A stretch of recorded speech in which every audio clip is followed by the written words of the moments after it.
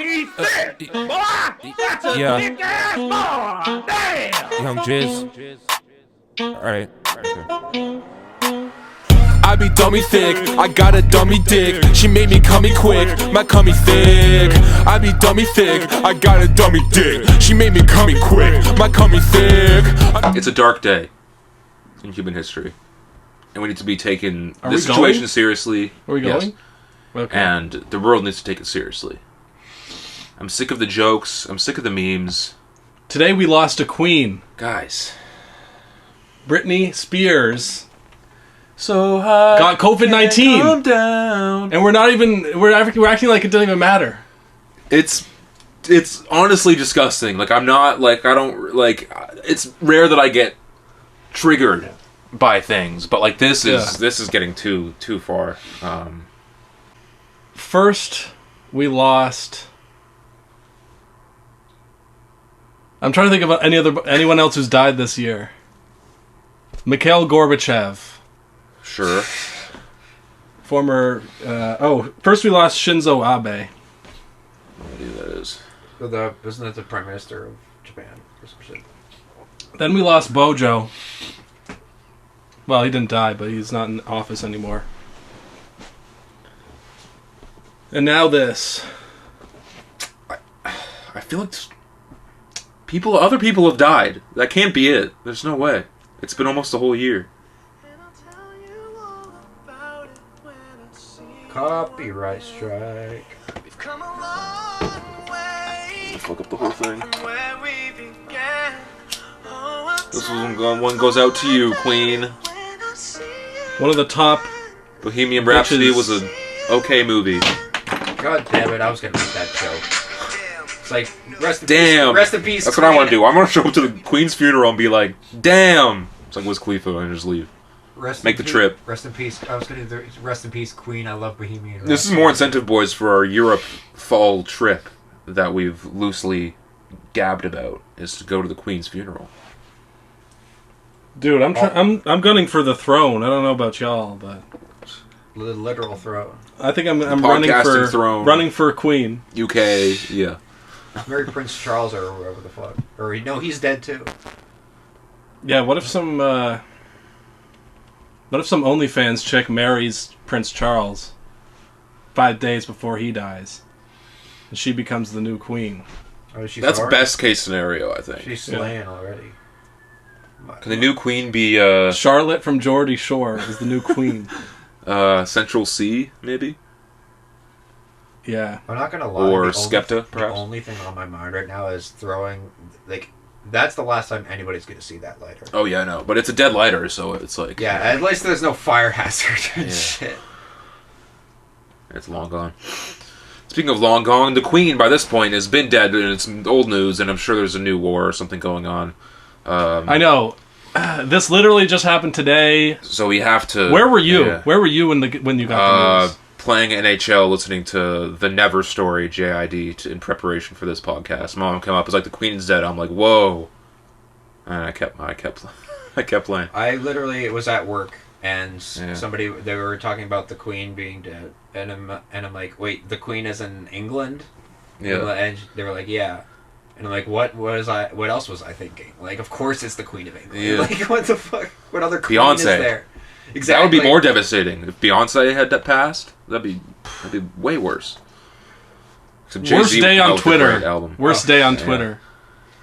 Yeah. Right now we're in the fun part of the tragedy on Twitter. Yeah, it's funny now, but it literally once the clock strikes midnight, Yeah. it's gonna be fucking old. So, But I think there's still going to be some funny. There will be more funny clips coming out of the UK. yeah, You know, the people there are just a constant stream of bullshit. So yeah. Also, like, people are talking about it, like, the people who really care are like, it's such a tragedy. It's like, dude, she was 96. Yeah, like, come she on. lived I know. a fucking... How is it a news story that a born with 96-year-old silver person spoon in has her died? mouth. How the fuck Yeah. is that a tragedy when she's lived that long and been privileged that It's a fucking tragedy long? that she was ever alive. Yeah. And I think that's something that we can all agree. Yeah. Okay.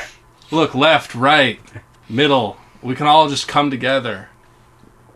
Speaking of world politics and news, did you see the Ukraine Twitter account quoted Pusha T saying like we got numbers on the board, and it was just all of the Russian tanks that they've destroyed and like the stats of like all this shit. And then Pusha T was like, "Damn, they really do it." And Pusha T was like, "Hey, sure, man." Well, Pusha T on his last verse from the Game album said, "In my Ukraine, there's no Russias." So that's maybe why. Maybe That why might that be happened. That's the reason why. Of all the rappers Pusha T has had lots of good bars about Russia and Ukraine, like going back years. Yeah. The thing about the Kremlin, searching for the green like a gremlin. Yeah. Presidential emblem. Yeah, he's been... Okay, that's pretty good, That's actually. a bar. Like, I'm surprised nobody's done that sooner, honestly. And bars about Kalishnikovs and... Yeah. But yeah, somebody's got to come out. So we got to have a pro-Russia rapper. That'd be crazy. Didn't we try to... Oh, that was a pro-trucker rapper that we tried to co-sign. Yeah. Yeah, if you're a pro-Russia rapper... Vlad the God. Kill yourself. Now that we got the weekend update... Yeah, shouts out to Ukraine, done with. holding it down. We'll send you guys another 8 billion. 8 care package, little care package. Meanwhile, there's people dying in fucking Missouri or whatever the fuck from Yeah, they just told them, like, yo, Nope. don't drink the water. don't drink the water. That's right. We'll send some Rapcast stickers to all those that are thirsty and stuff, you know, just a little care package for y'all. Yeah. Y'all thirsty for new content? Well, yeah. there you go. That was a horrible joke, I'm sorry. Yeah, that was too much. That was, thirsty for that was too content. much. Yeah. Right, yeah. Not the fact that it's an offensive joke, but just the fact that it was just a bad joke. What if there's like there's a poison leak in the videos, and Mark Zuckerberg says, "Do not watch the videos. If you're on Facebook, virus. do not watch them." That will get the views up. We have to just say the title of this has to be called "Don't Watch This," and then we'll get more That's views. all you need. That's all you really need is like for like a giant virus to. Like COVID level virus, but for computers, is to just say don't watch this video, and like, but literally, and then people will watch it. Well, we tried to go viral from canceling Kendrick, and it didn't work. Yeah, it didn't work. I mean, it's been out for 3 or 4 days. Yeah, so. I guess give it some time. Check out the last podcast if you'd like. Dude, Twitter once and some TikTok shit. sees that shit, it's gonna be. I have not been keeping up with for. the TikTok posting either, so apologies. But while we're at it, follow us on Instagram and Twitter's at Superfinger Inc. And TikTok. Why not? We'll post there eventually again. That is Andrew. That is Alex, right over there, and I'm Josh.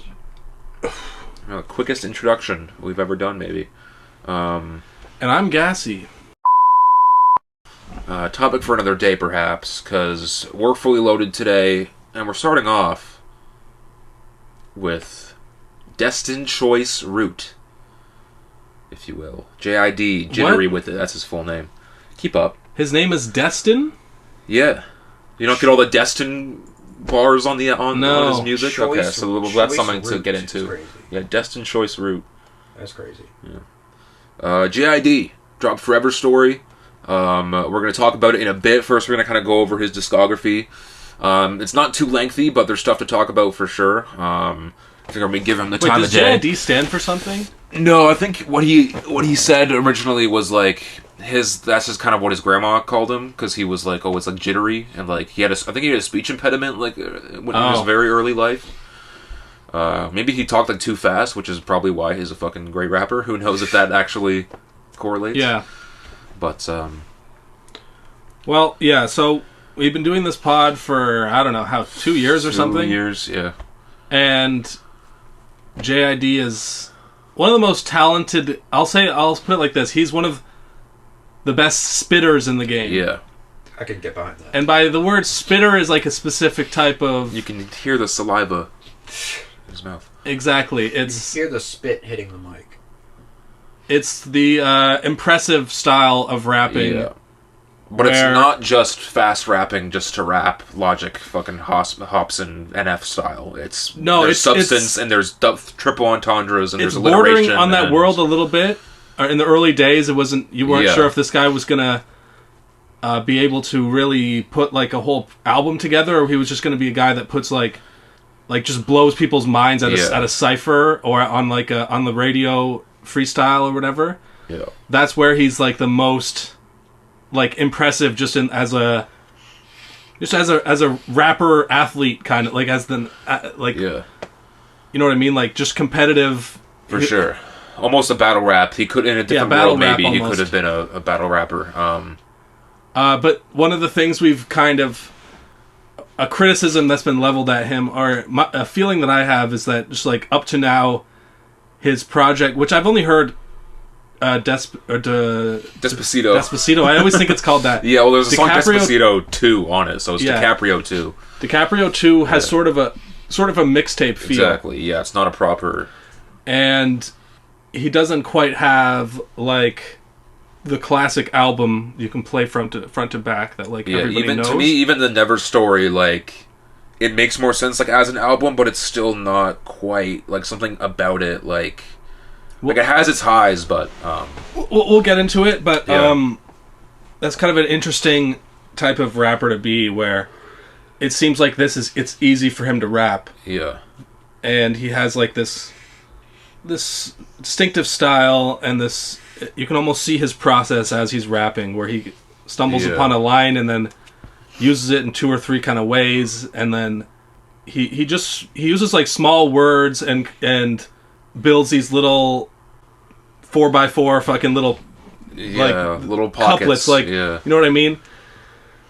Trying to kind of describe his like rhythm of rapping. It's tough to fucking grasp, because if you're talking about like best spitters, like you can also argue best just like flow, like I think that also is acceptable to call him one of the best rappers with the best flow, and his voice, his like the tone of his voice, and he's charismatic, he has different energy, and he has versatile. Kind of different mini like characters that he plays, and he can sing. He can sing like a motherfucker too. But yeah, like this album, at least Forever Story, before we jump into his discography, it seemed like at this point it's like, okay, everyone's like, okay, he has the capabilities, he just has to prove it. So I'm sure that's a lot of pressure. It's been 4 years since DiCaprio 2. There was Revenge of the Dreamers that put him on a pedestal. That shit with Imagine Dragons. He had a song with Imagine Dragons for League of Legends Enemy. Fucking thing. And that's a huge song. So, like, people, the world is watching. I saw he got nominated for a VMA for that one. I saw his performance at the VMAs. It was good. So, yeah, I think he's realizing that some of his features are getting out there more, and now's the time to put together. Now's the time to strike when the iron's hot. Yeah, exactly. And the song with 21 Savage was also, that one came out months ago. This year, I want to say like February. And has been marinating, and I can see, like, it's a song that I've heard out, and where I might not expect to hear it. Yeah. Like, just on social media from people, like, somebody I didn't expect that even knew JID was bumping it or something like that. So, it's getting out there. 21 Savage is a big name. Yeah. So, but let's talk about, when did you first get into JID? Interesting story, actually, because I don't know if any rapper at least I've had this story about, is that I saw him live first. I saw him open for J. Cole. I had no idea who he was. This was back in 2017, so the Never Story had just dropped, his first official album. He had like a few mixtapes in the past, but they're kind of hard to find, or they might just be on his SoundCloud. But yeah, I went to see J. Cole, and the lineup was crazy. I think I've talked about it on this podcast before with JID. Looking back at it, it's crazy. Then at the time, it was like, that was the first time I saw Anderson .Paak as well, and I wasn't really into Anderson .Paak when he opened for J. Cole, and that got me into him as well. And then Boss also opened up, and Ari Lennox. So like, looking back, like, if that show were to happen today, that'd be a crazy fucking show. Like, so I'm really glad I got to see that. But I think JID was like the very first one that opened, and I specifically remember like fucking taking out my phone and writing down JID because I gotta check this guy out because I liked what I was hearing. I'm sure he played like Never and a few of the songs. I just didn't quite recognize it. But yeah. Ed and Eddie was one of the first ones that I saw around on the internet, I think. Yeah. I'm trying to think of actually what was the first JID shit. Never was another huge one. I think Hereditary I think I mainly just heard his features from Revenge of the Dreamers. Well, I'm sure you were aware of who he was at that point. I'm assuming I told you about him or actually played it in passing. Revenge of the Dreamers. That came was out, like 2019. yeah, so that right?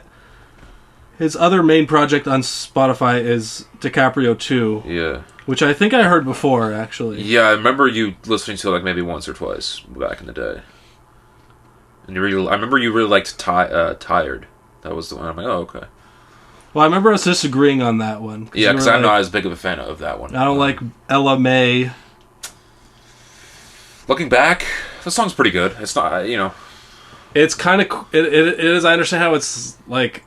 Give me back my hoodie. Yeah. Like, yeah. You're gonna make a scene at the movies. Like, yeah. He's like mad at his girlfriend. No, it's a good song. It's just not one that I'm gonna put on a lot. But anyway.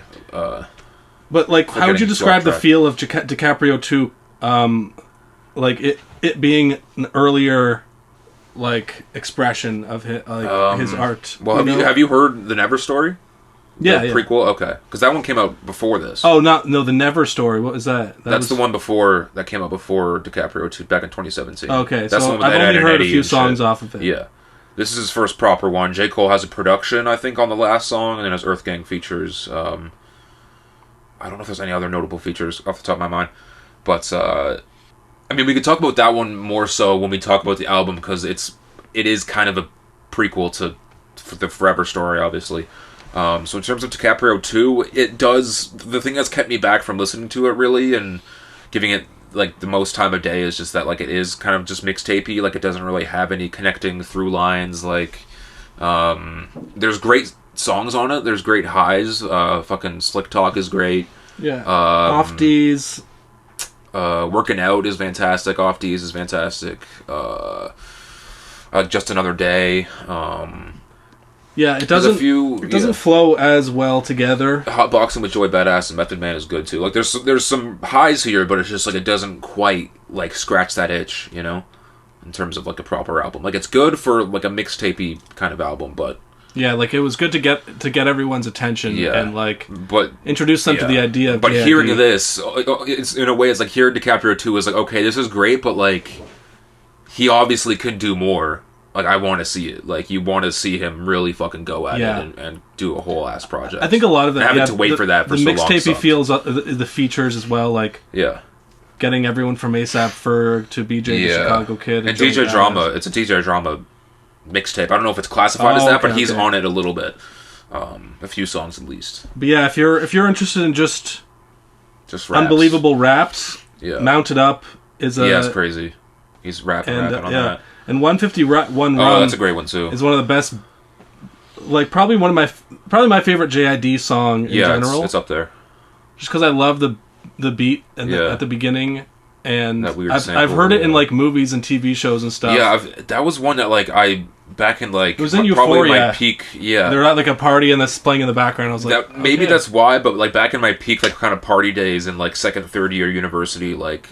Maybe it was just because the people I lived with were also JID fans, but even at other parties, we'd hear 151 Rum. Yeah. So it's like, okay, that's pretty dope. And Off D's, I remember hearing as well in strange places. Because I feel like there's this sense that fast rappers, rapidy rap stuff is no good for parties. It's more for, you know, guys or like... a bunch of dudes just sitting around fucking... Yeah, just like, listening. Lyrical G. Yo, guys, gonna show you this song.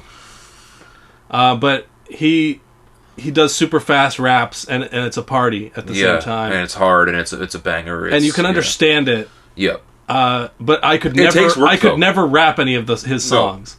No. But like, I feel like that is a bit of a roadblock to me being a bigger JID fan. I think like Kanye songs, like I can rap them. Like he raps easy style, and it's on just like high difficulty level. So it's just like.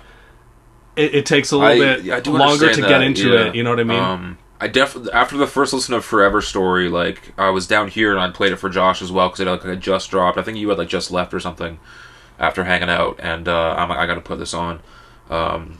And afterwards, I was like, oh, I'm like tired. Like it took a lot of mental energy to try to figure out what he was saying, and like, no, I understand it being like a roadblock.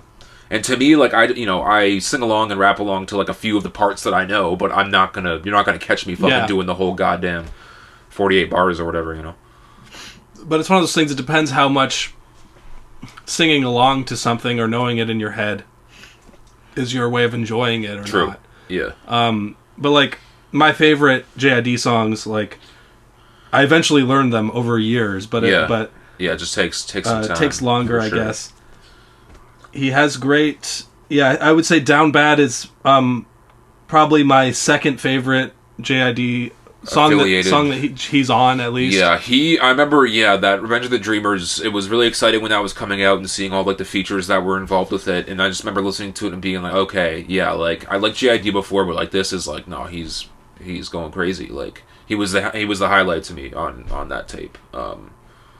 Yeah, he had like, some of the best verses on all of... I haven't listened to that tape in a while. Let me double check the features. That's one that I wish came out while we were still podding, because it would have been a fun to review that whole thing. Maybe we'll do a retrospective at some point. Pause. We're pausing here. Pause. I'm making that official, guys. This guy. Well, that didn't require any... Yeah, it didn't even look like a bitch. Like, getting all flustered from the dog being around. Oh, wow, Swerve. I think his part in that was minimal. Wells Fargo was great, but that's also like a small kind of... Everyone had short verses on that one. Costa Rica, he was... That one's great. On that one. Ladies with T.I., he shows up for sure. I actually wasn't crazy about that song. T.I.'s part is okay, but I love the beat, and I love JID's part, so I let the T.I. shit play. I was also listening to Spilligion the other day. Oh, yeah. Great performances from He's from on there as well. Like 6 of the 12 songs or something like that. And he sings on it too. So like Spilligion was kind of his him getting into his singing bag, or his sort of instrumental kind of thing. Cuz like he hasn't been shy about singing before. Like on the Never story, Hereditary and All Bad are almost purely singing songs, and they're really good. But it's not like he hasn't really done like a whole lot of it though. Obviously, like he's a great rapper, so he chooses to rap first. But I just saw an article the other day about this new album. He said like, because he hired a vocal like teacher for this album, because he's like, I want to be able to like he said, I know I can rap really well. I want to be the best rapper and singer. So he wants to do both. Yeah, well, you can hear it for sure. Yeah. Even though on the Forever Story, there's shout out the vocal coach who helped him out with that, and it was Jay Pasty that helped him out. He's in the room with us right Josh, now. you want to just give us some insight about what those sessions were like? He came to me and he said, in a dream? I know that you're good at what you do, and I was wondering if grab me a brew as well, guy. If I could get some lessons from you. And I'm like, okay. And he's like, I can't pay you for them, but I can do it in exposure. And I'm like, okay, I'll do it. And he never shouted me out, so... Okay, so it's fuck JID? But he came to me and, he started off, he knew the basics. I mean, like, I said, sing me a major scale, and he ran through it. La la la la la la. And he's so funny. That's pretty good. That sounds like JID right there. We walk in here one day and Josh is in the middle of doing vocal lessons with like fucking Busta Rhymes or some shit, and he's just like, "Fuck, give me 5 minutes, 5 minutes." Like, so we're wearing a turtleneck. And we're just like, what? Huh? It's Sol Fa Ray. Me guys. Yeah. Anyway. That was the most disjointed bit ever, because me and Andrew were so busy doing other things. We're like, okay, Josh is doing a whole thing. I stuck around for the first minute, and then I had to open my beer. Okay, anyway, back to it. Okay, before we get into the actual album, do we have any like expectations or like anything else before we hop on to do one thing, track by track? One thing I was just thinking about when we were talking about how DiCaprio 2 is kind of my main frame of reference. Yeah. It's kind of... I was trying not to compare it too much to that, because, like, after hearing this album, sonically, it's, like, way different. It's not as, like, hip-hoppy. It's a lot more instruments and soulful stuff, and sort of Kendrick Lamar. It's kind of in that palette, some of the... Yeah. But I would say kind of halfway through the album it becomes more and more like that. Whereas some of the more kind of jumpy, energetic hip hop kind of stuff is more towards the beginning for sure. of this. Like the bangers, I'd say it's sectioned off pretty well in terms of like there's bangers at the front, getting into some kind of like slower songs, and then to me like there's a bit as well. There's like a 3-song run where it's like almost old school type sounding tracks, which I fuck with, and then there's like another few tracks, but yeah. No, I agree with the comparison there.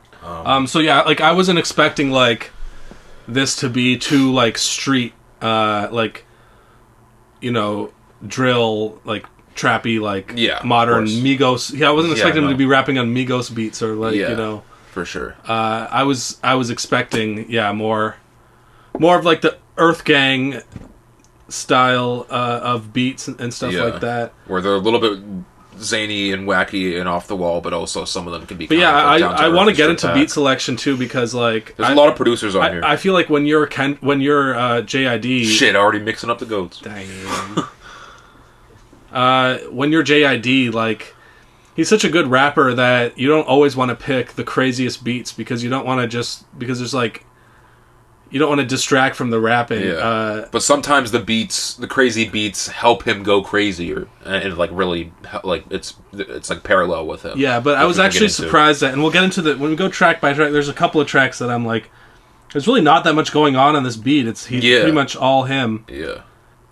But yeah, overall thoughts. I mean, just started off. JID, The Forever Story. It's called The Forever Story. It was based off. The artwork was pretty chill. It had the infinity symbol with all the song names.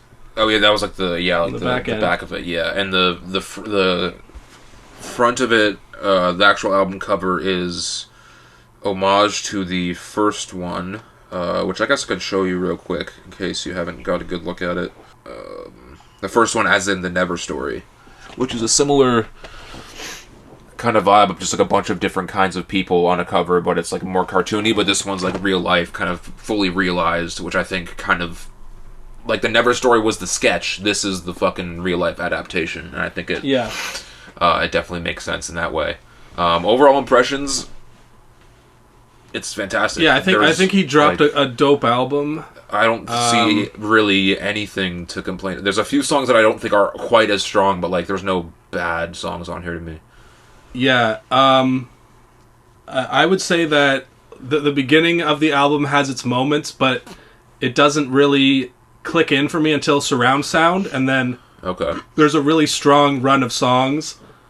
Near the end, there's a couple of sort of forgettable ones. But I think it's in that 8 to 9 out of 10 range right now, just in my head, just trying to think of it. Yeah, and to me also, like, this was, when I was listening to it the first time, and Josh can attest, like, it was one of the craziest, like, first reactions I've had to music in a while, like, first impressions, like, maybe this year even, maybe aside from Kendrick, but, like, I was listening to it, I was just like, man, this is just, I was just in awe of what I was listening to, like, it was fucking crazy. Wow. And to me, right now, it's probably sitting at top 5, easy, maybe even top 3 of the year. But there's still more year to go, and we'll see how everything shakes out. But we'll start breaking shit down. The intro kind of sets the tone. First of all, there's those little fucking block sounds. Yeah, the metronome, counting them in. Which is like that's somehow relevant to the concept of it, because you hear it at the end in the final songs as well. Oh, right, yeah. Because there was also there were some sounds. I only really realized this because when I was researching the album, it said on like Genius or whatever that on the Never Story there were like kind of similar types of sounds that were like kind of play in between tracks.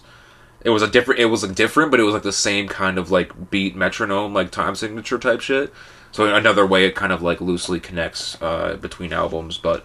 In terms of the intro, it sets it well. Again, it's not like a fully fleshed out song. The singing is really good.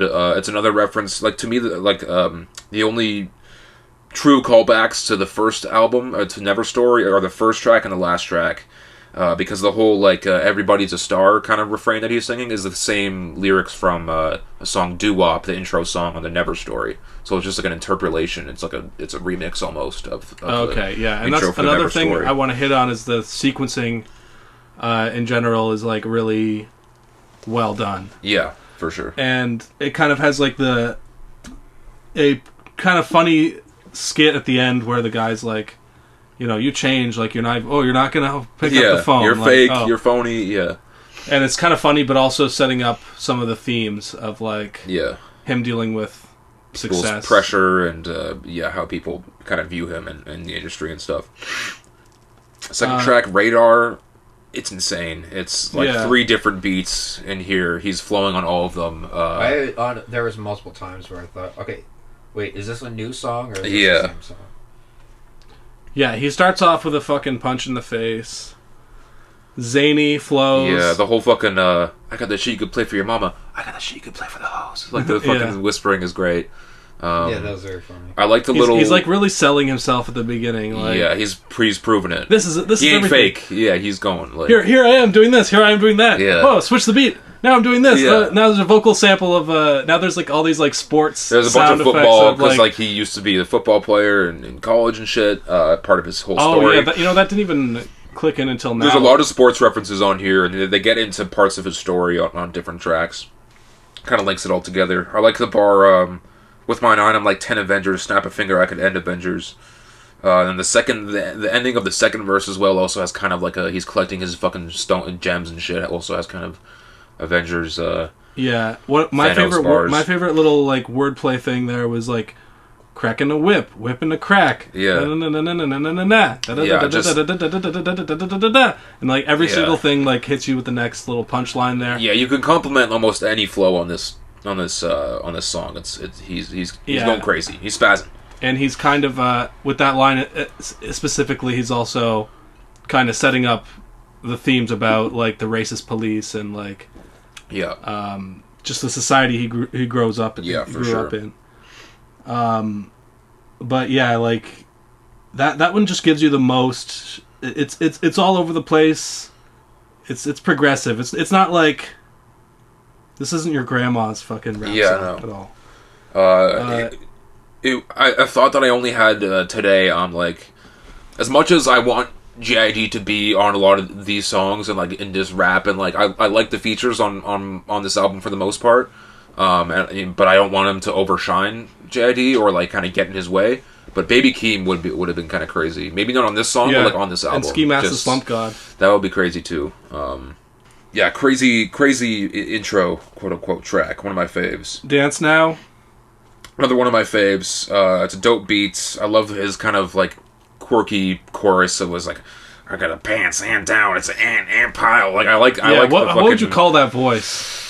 Oscar the Grouch type. I don't know. I haven't seen Sesame Street. Yeah, I call it the Hancock flow. That's not bad. There's a knot in my pants. Hancock. Yeah. Marge's sisters. Yeah. Yeah. Selma. Yeah. Patty and Selma flows. Yeah, Bouvier flow, if you will. Bouvier flow. I got the Bouvier flow. Yeah, but like Crazy. in the first 3 or 4 songs in the album have most of this zany sense of humor. Yeah. And these are like the bangers. These are the ones you'd hear at the parties, like these first ones, if anything.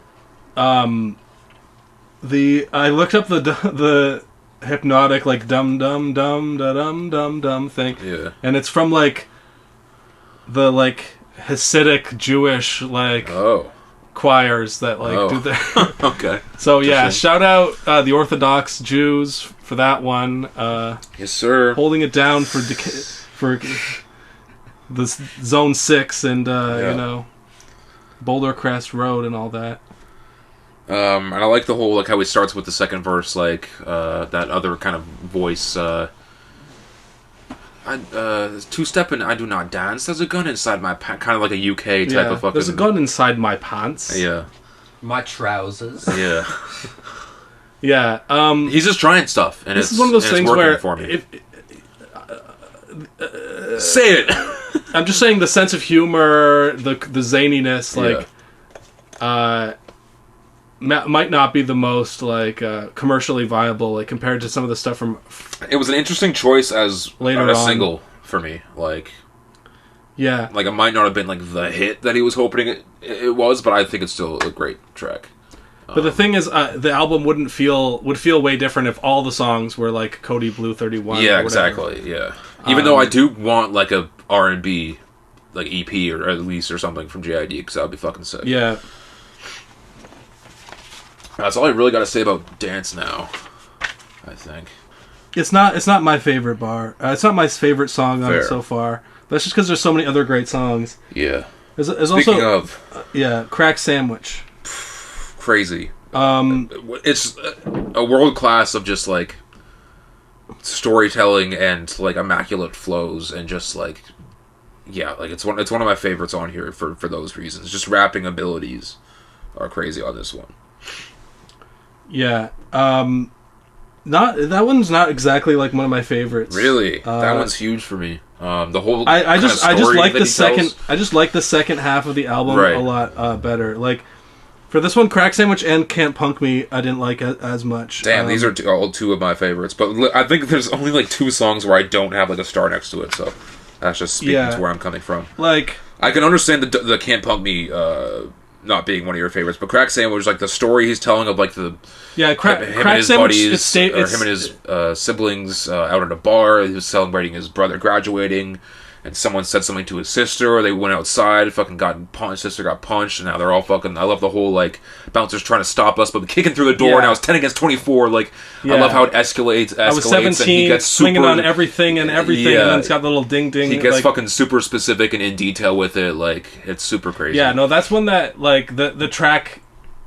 Second half is better than the the track first at the half. beginning wasn't exactly selling itself. That's Then, fair. You know, It gets into it. it's the storytelling. It's also one of those things like, like JID could rap for 20 hours about nothing, and it would sound cool, but I wouldn't get anything from it. Yeah. But like when he gets into his more storytelling stuff, or sharing more personal details, or placing his story in a specific,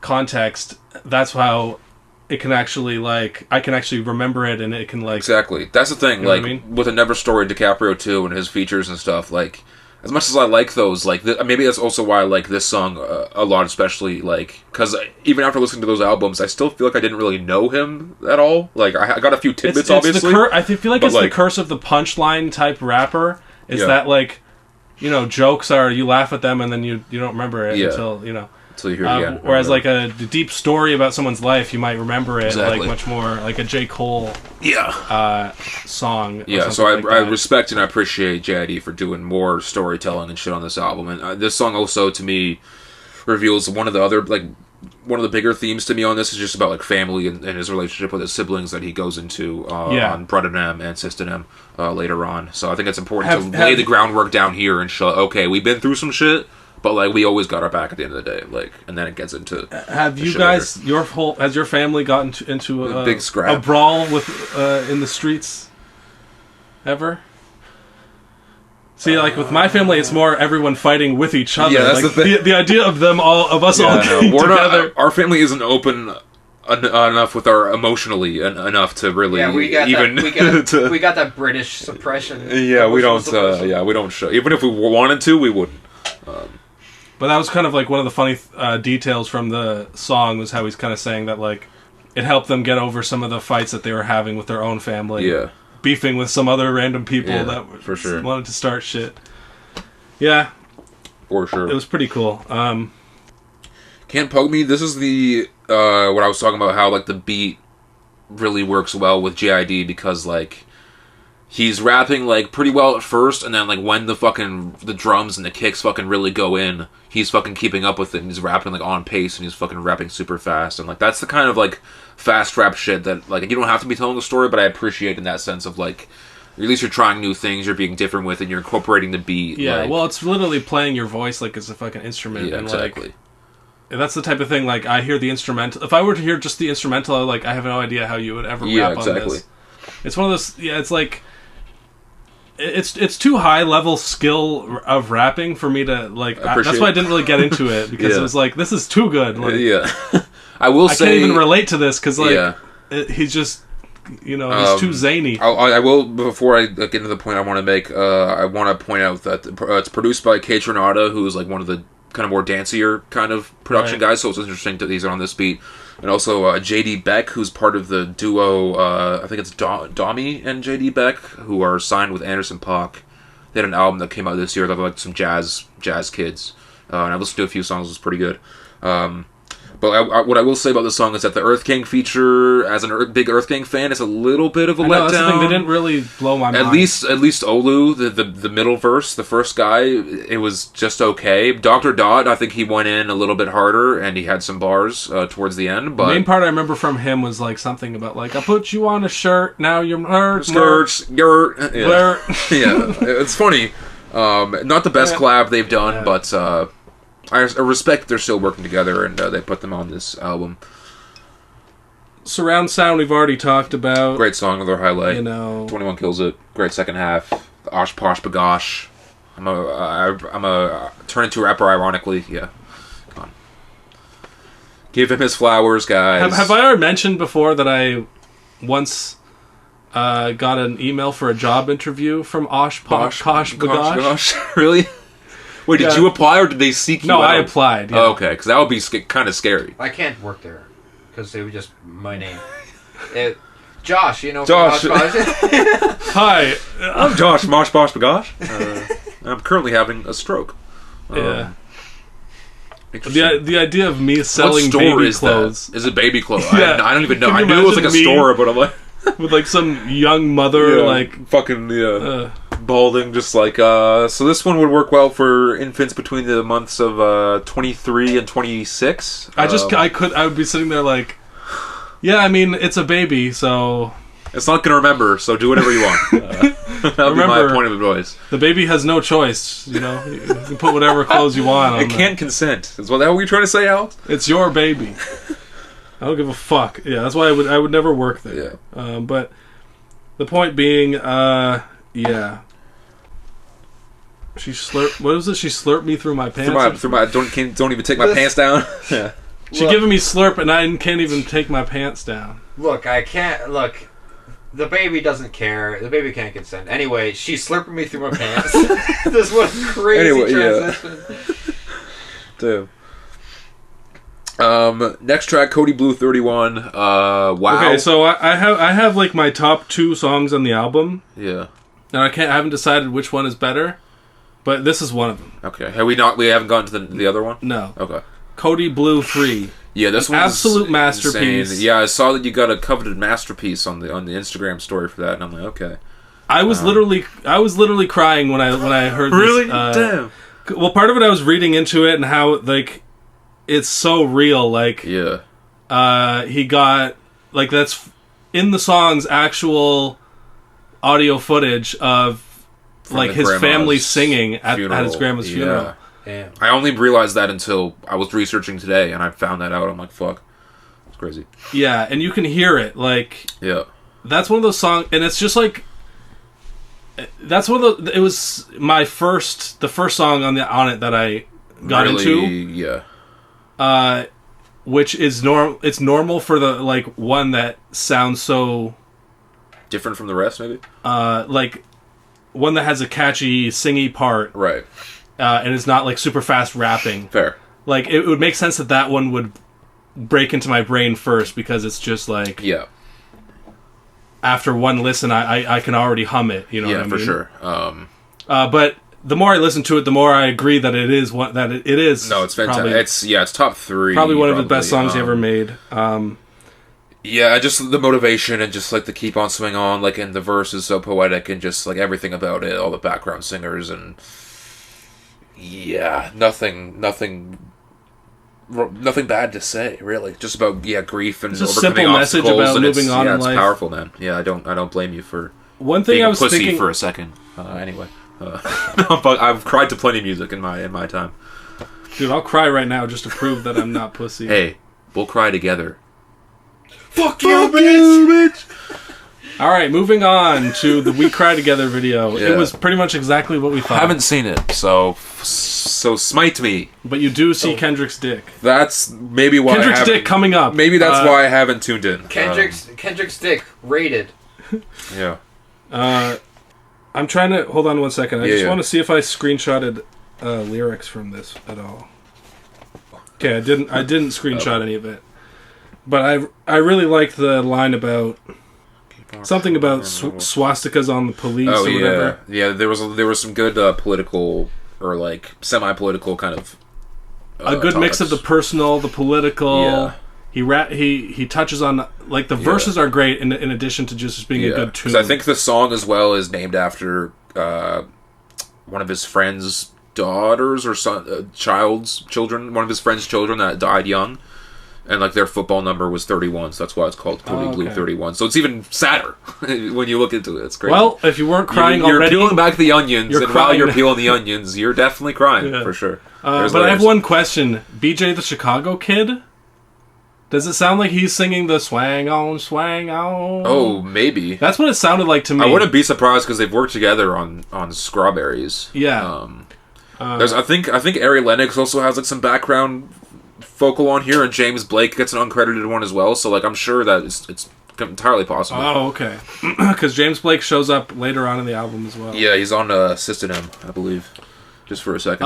Another great thing about the sequencing is that Brud and M goes perfectly from Cody Blue right to System M. Because even at the beginning he hums a little bit of a tune that almost sounds like the end of Cody Blue. Oh, okay, I hadn't quite caught that. But it, like kind of he just does a little Okay. But it kind of cool sets up the tune for Brud. There's also some weird, I don't know if you've noticed, I mean not this one isn't weird, but like there's some kind of strange background noises here. There's a few, not on this song necessarily, but on the album, there's a few times you can hear the notebook turning, which I appreciate. But there's a few other times where it sounds like a fucking, like, little, like, beep, like a little fucking... You're hearing beeps? I'm hearing beeps. It's beeping. Confirm Josh, in the comments if I'm do fucking going crazy. Confirm if I'm going crazy in the comments. I'm pretty sure I've heard some fucking smoke detector beep in the background, man. I have to live with the guy, so... Damn. Dude, you don't know the half of it. I swear, bro. Trips to the doctor every day. Anyway. He thinks that shirt looks good on him. He's clearly suffering. Go in the... Hey, sound off in the comments, guys. We look exactly the same. We're just because we're wearing a white shirt, or at least the outer shirts look different. Too. Also, check out my new cast. I'll take mine off then. Actually, it'll fucking smell. I won't. It's on the same arm too. I'll take off my hat. Fucking crazy. We should have a arm wrestle with both of our handicapped hands. Well, yours is legit broken. I'm just being a bitch. To be fair, but I have the physical. I have the. We're just doing that for pussy. Well, it works. What can I say? So anyway, enough bidding. Oh yeah, Brud with Little Durk.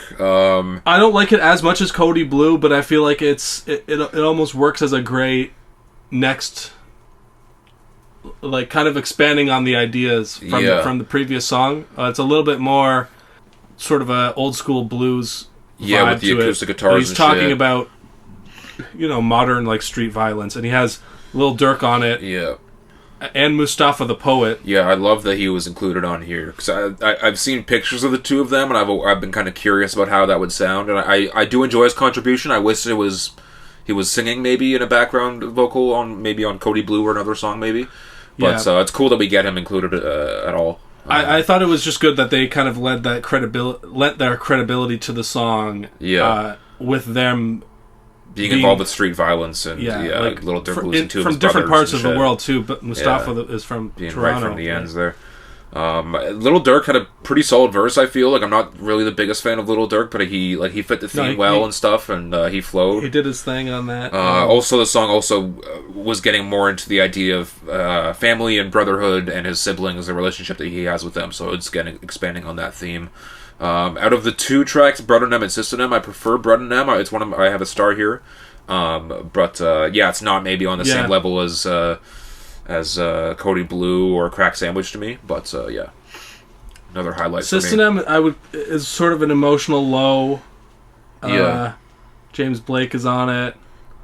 It's a good moment. I don't have as much. It's good just because he gets, again, like I was saying, how like I didn't really know him that much before this album. It's a song about his sister, right? Yeah, and he gets super introspective and gets really into the nitty gritty details of their relationship and also just rap and him in the rap game and him always touring and his struggles there, like something that we haven't really heard with him because he hasn't really been popping like that for that long. So again, I respect it for those.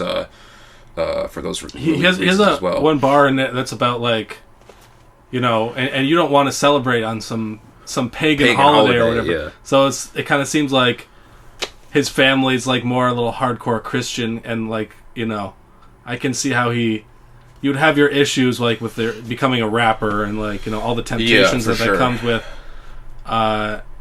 And causing like strain in the family. Yeah. It was funny as well how like the whole time he was like saying like it sucks that our relationship kind of fell off because of this, and like anytime you hit me, like I'll be there after recording the song.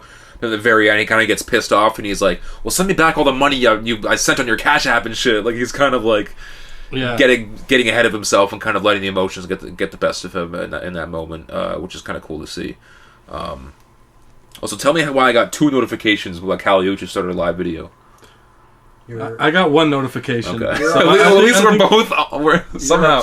I've never seen one of her live videos, and yet it keeps notifying me. I don't understand this. You're obsessed, man. Anyway, you got those notifications turned on. I also love the bar here. Dialect from slave diatribe. They're trying to dissect to redigest. Yeah. What can you even say? I looked into it, and there's like some crazy long explanation. And I'm like, man, I just have to write it down because it's nuts. But yeah, there's plenty of shit like this all over the album. Can't Make You Change. This is the low point for me. I think that you don't like Ari Lennox. That's what I was gonna say. I don't know if I'm a big fan of Ari Lennox. I think the main thing, like her singing is okay on the song, but it's repetitive. Like the chorus is just "Can't Make You Change" fucking 8 times. Yeah. And JID's rapping is like good, but it's not leaps and bounds, like some of these other songs are. That being said, Ari Lennox drops an album tonight, and I'll be listening to at least a few of the songs because I think like Lucky Day's on there and J. Cole and a few other people that I want to check out. But so, yeah, maybe I'm just not a big Ari Lennox fan. I thought it was pretty good, but I think it picks up more near the end when there's like a. I like the second half.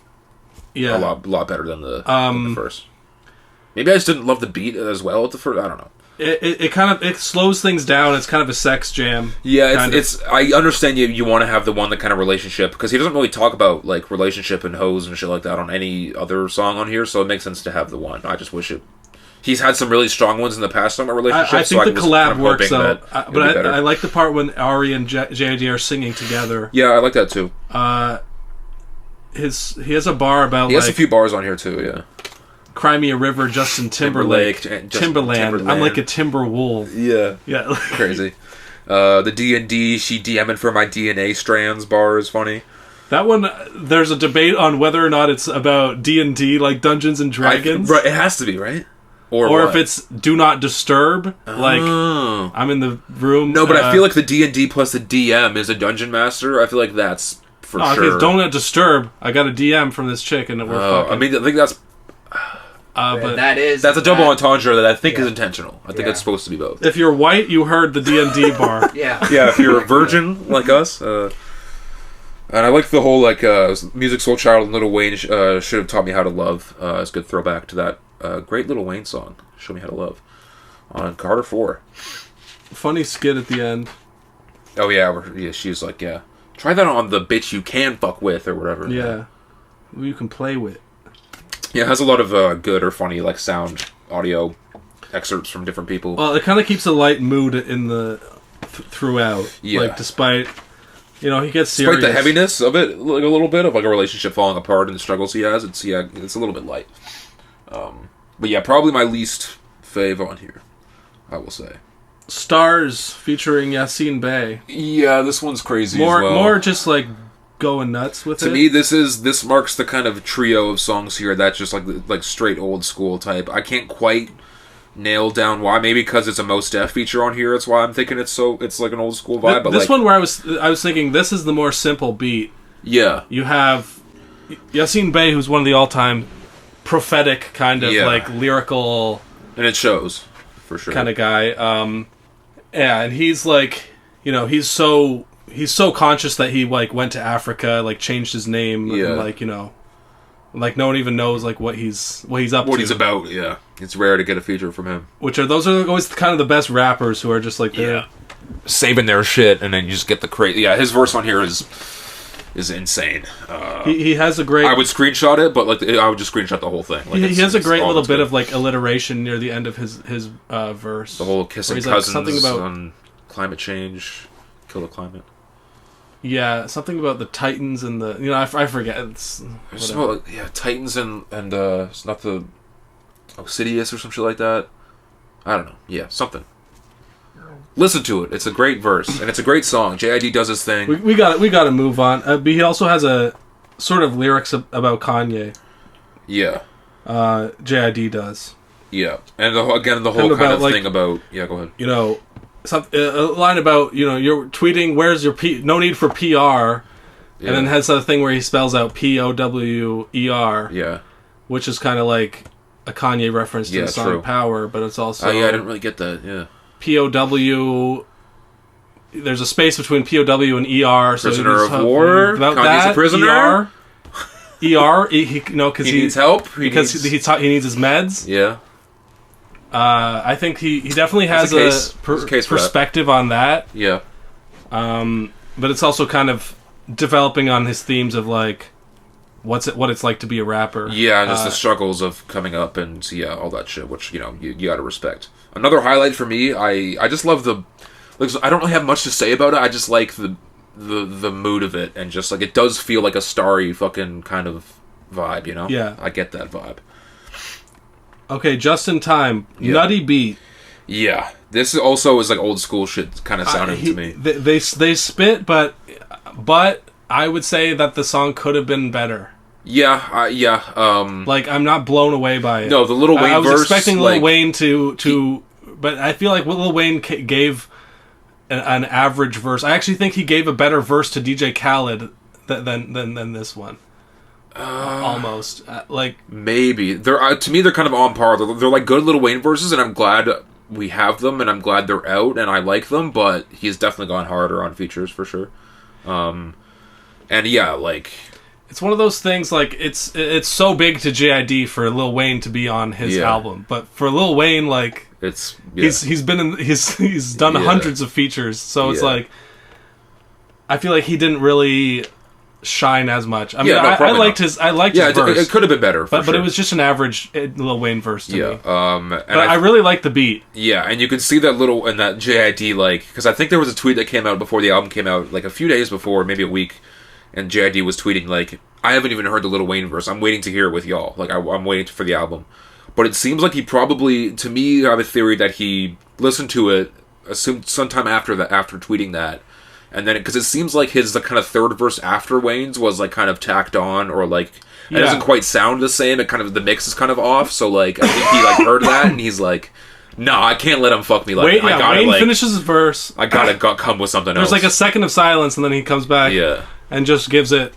It basically continues his flow. Yeah, exactly. But I really like that. I really like his lyrics from the last little me too. Mini verse. Yeah, because I think because the thing is as well, I think JID could have gone harder as well. Like his verse also isn't one of the standout verses on here too. So like, yeah, a bit of a missed opportunity. Yeah, it's rapping. It's good. It's good fast rapping, but it's not really saying much. There's a few good bars, but nothing too much to write about. We're coming up on my second standout.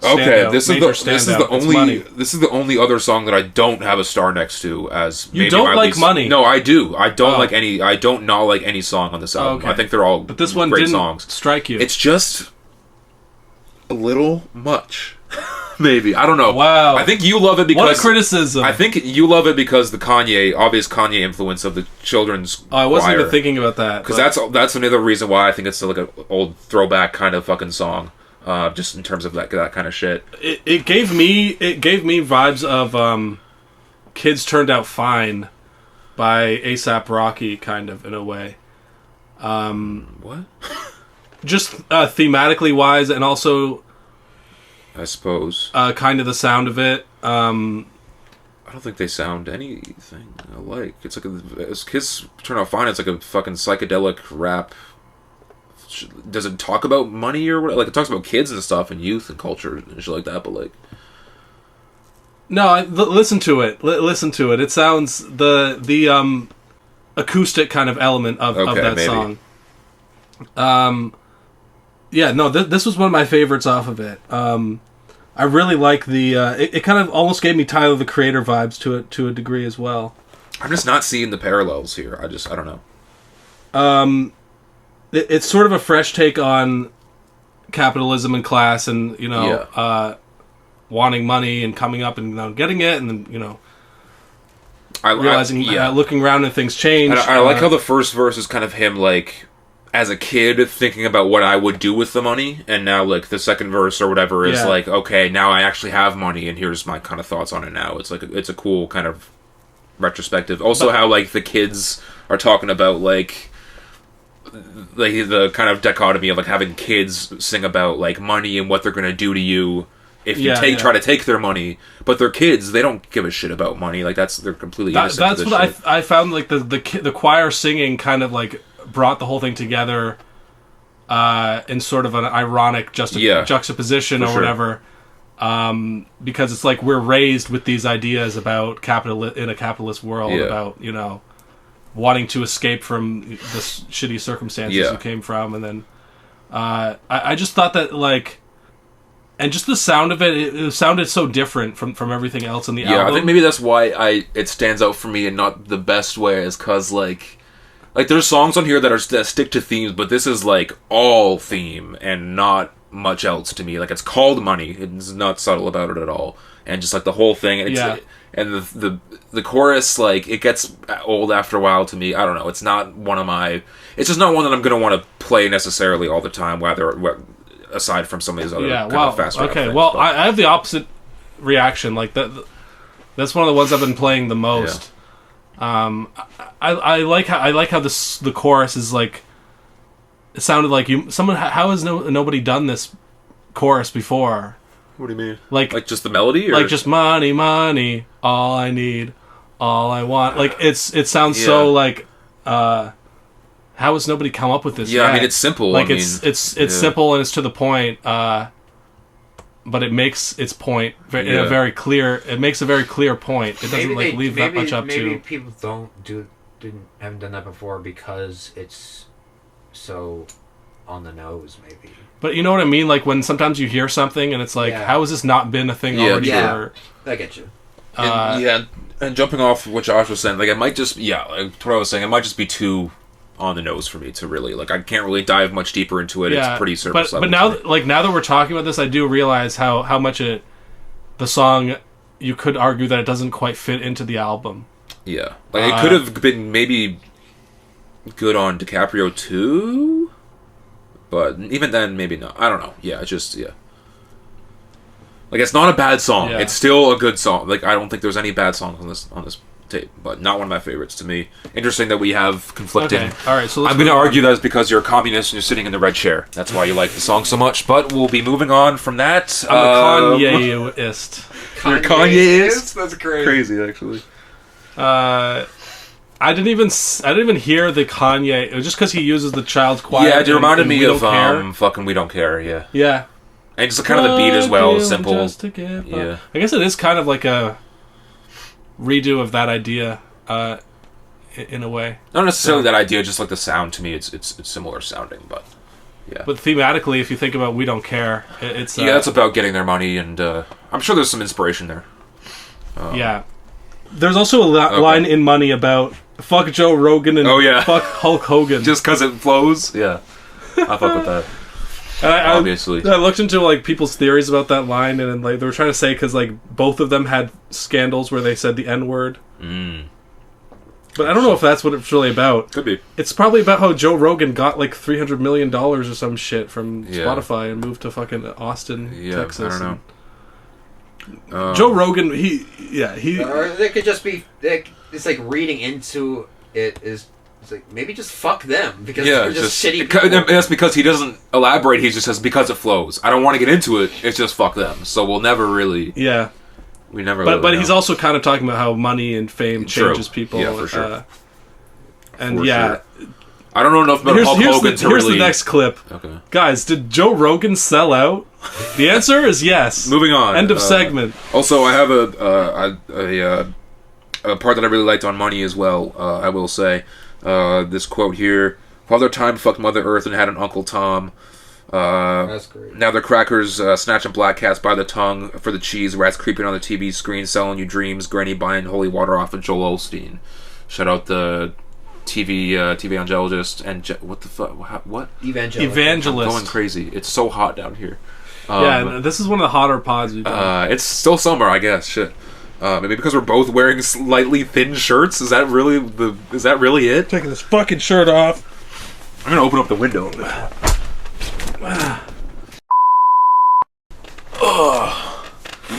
Okay. End of summer, guys. Dog days. Speaking of dog Comment days, below with stories about your summer. I don't care. What did you learn? Better days. I love the chorus. This is kind of what you were saying. Downbeat song. Like, kind of what you were saying before about Cody Blue is like, you listen to it once, you're singing the chorus. Like it's catchy. It's good. I don't have much to say about it though. Like it's about his incarcerated brother, from what I could tell. And saying like it'll get better and shit like that, and trying to keep him afloat and stuff, and just overall like motivational shit. But nothing lyrically really stuck out to me. I don't have any notes on it either. It's just it's a good song. It's sad. It's more sad. It's kind of a solemn one, but it's necessary, I'd say. Louder too. So yeah. This is one where you've heard the first Louder song. It's the final song on Never Story, and that song is pretty much about just like him pondering fame and success, and like kind of wondering what it would be like, and like him trying to get there and the steps he has to make. It's also like some other random funny bars and stuff, and it's not all about that, but like, that's the kind of the general vibe. And it's cool to see Louder 2 is pretty much about him reflecting back on like, okay, I have the kind of money and fame now, and kind of him dealing with it and shit like that. It's kind of a cool juxtaposition. Yeah. So this next one, the beat is crazy also as well.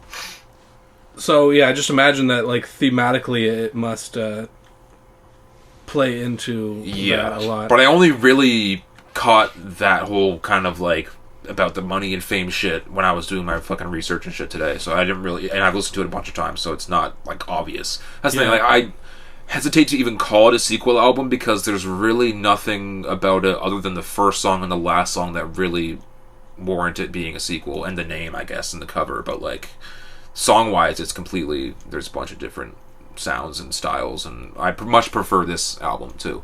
So right. It's really his first official full album by himself.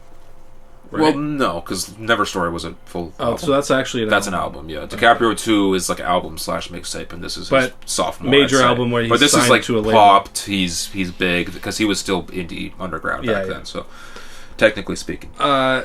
Louder 2, so it's the last song on this version of the album. Yes. There is a 16th track. Yes. Called 2007. Yeah. Which was unavailable. It couldn't come out because of some sampling bullshit.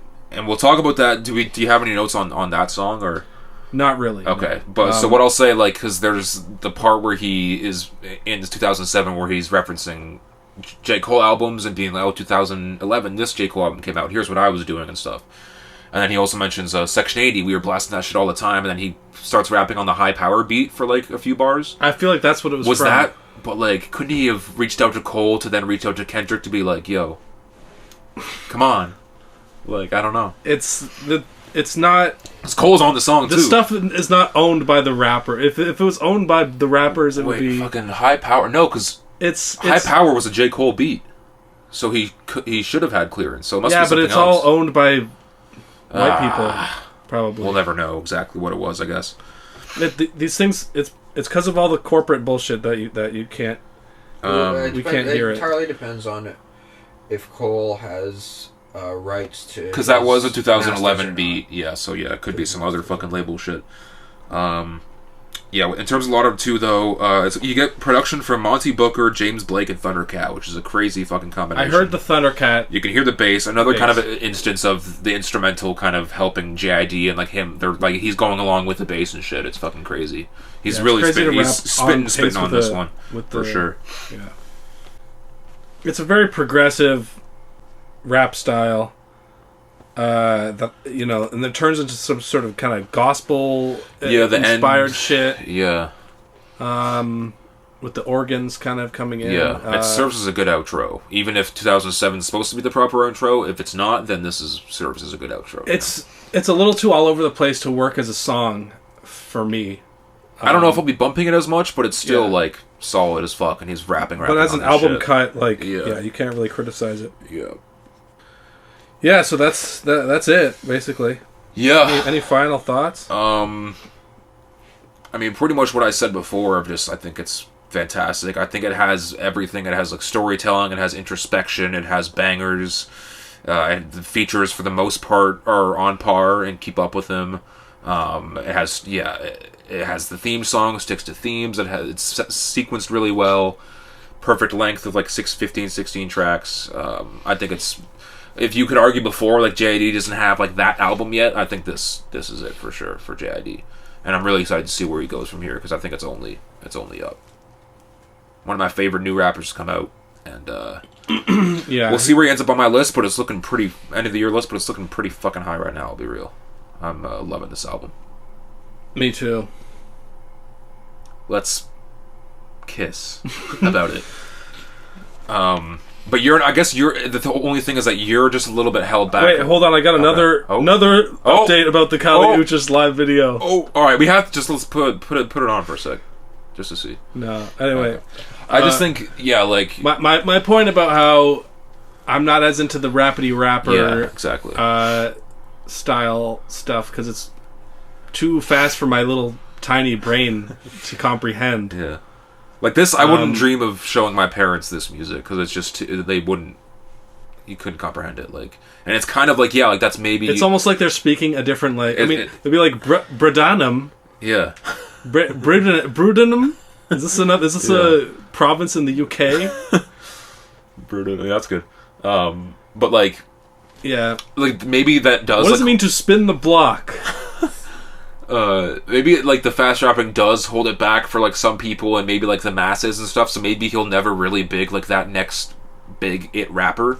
But to me, like I'm not a huge fan of like the fast rap shit, but I'm a fan of like Logic and a few of the rappers that do in the past have done the fast rap shit, so I feel like I'm just more indoctrinated into that kind of style of rap where.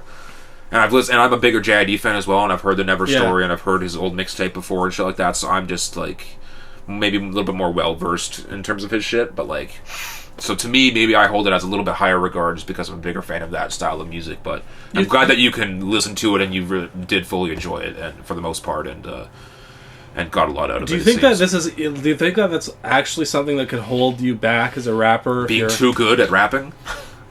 Yeah, because like for sure. No one's I can't think of any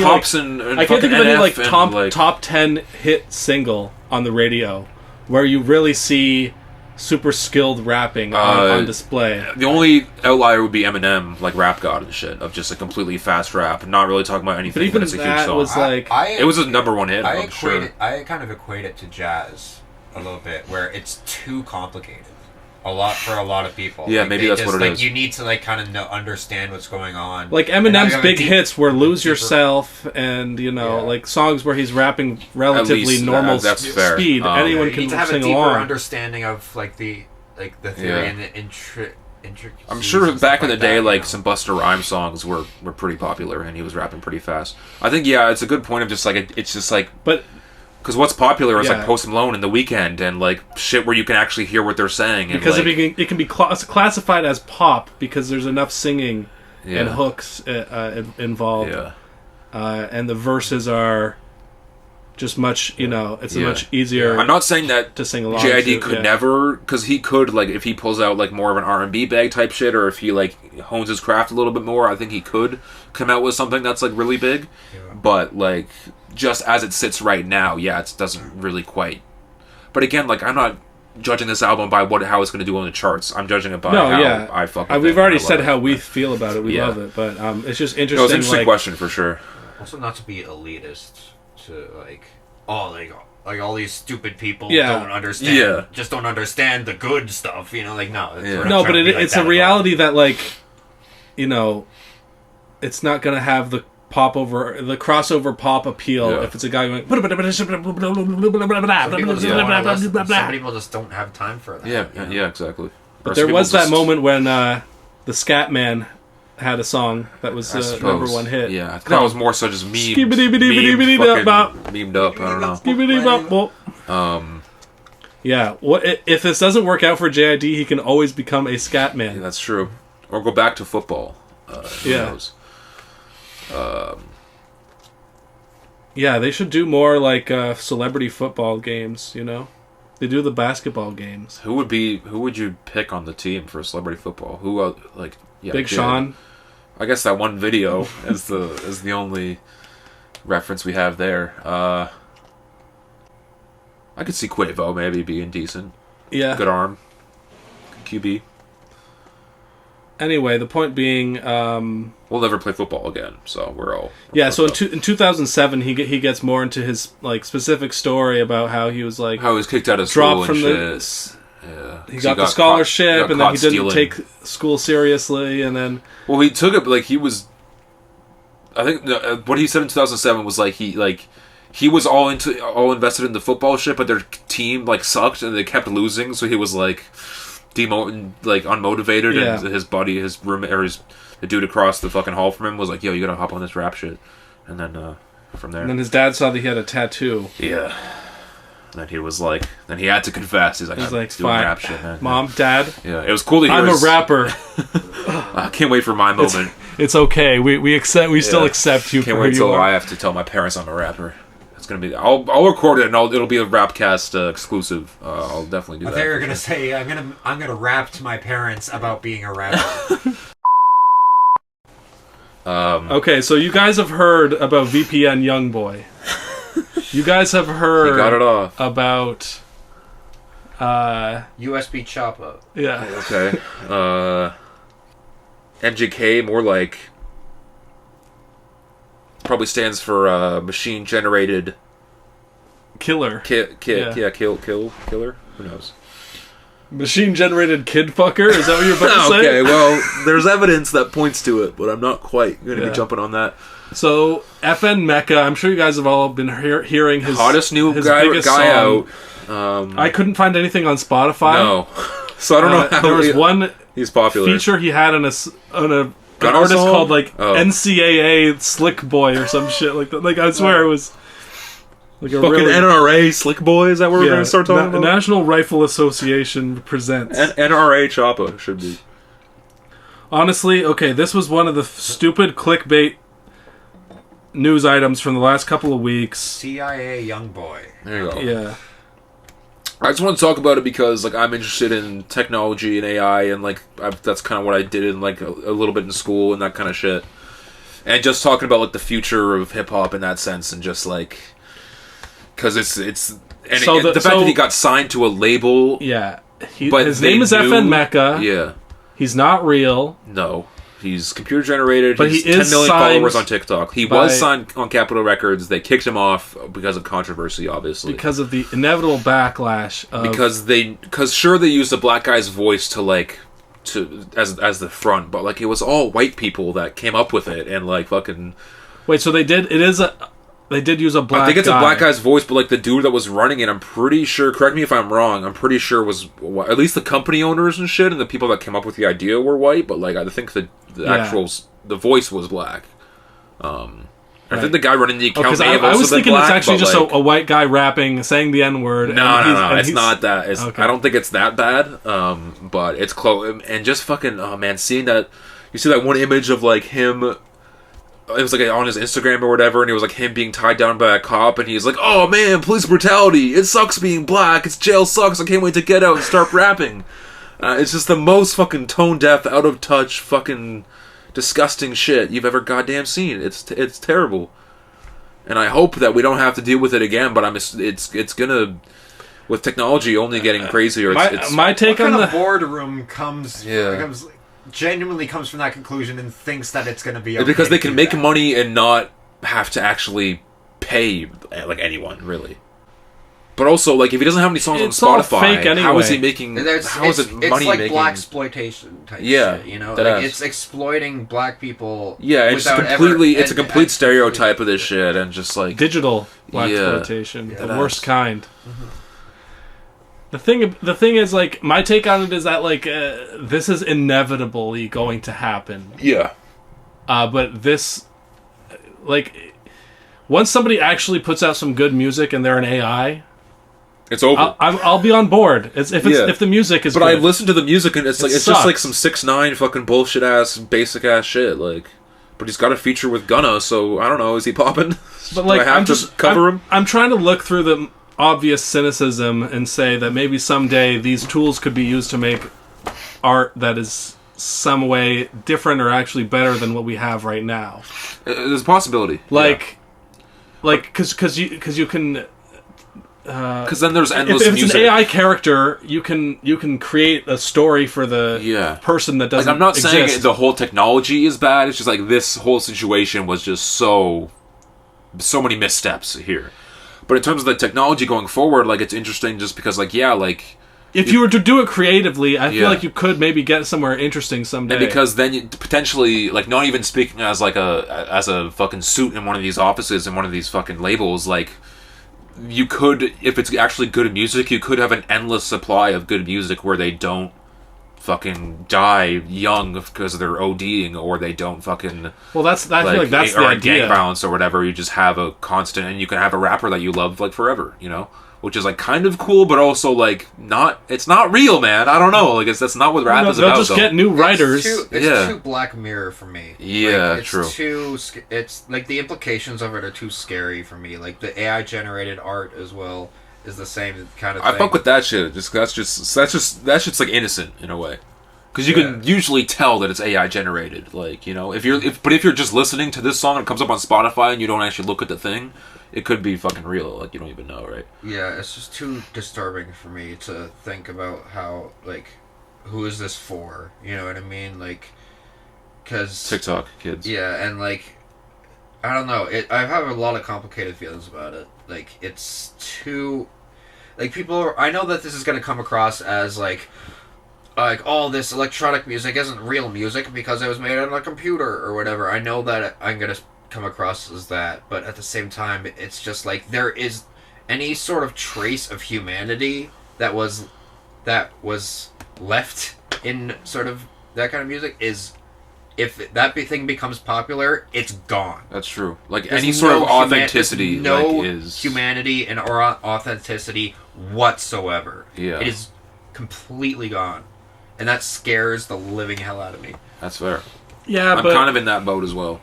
I mean, I'm good at not it's everything has to be authentic, real shit. That's either. true. Like, for Like- like this trap shit, like, Migos don't have to. I've never seen them. They might not be real.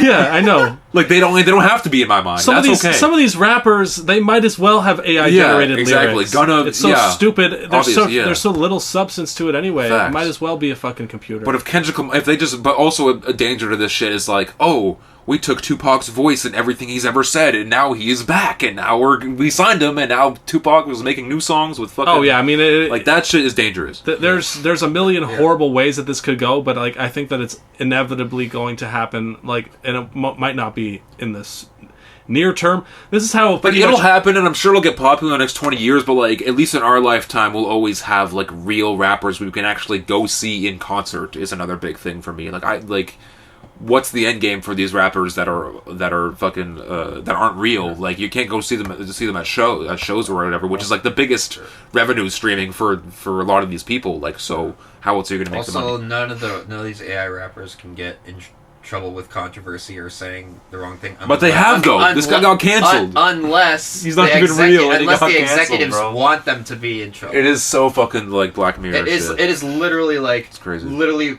like a Yeah, but I'm saying that controlling manager's wet dream, really, to have that. You know what I mean?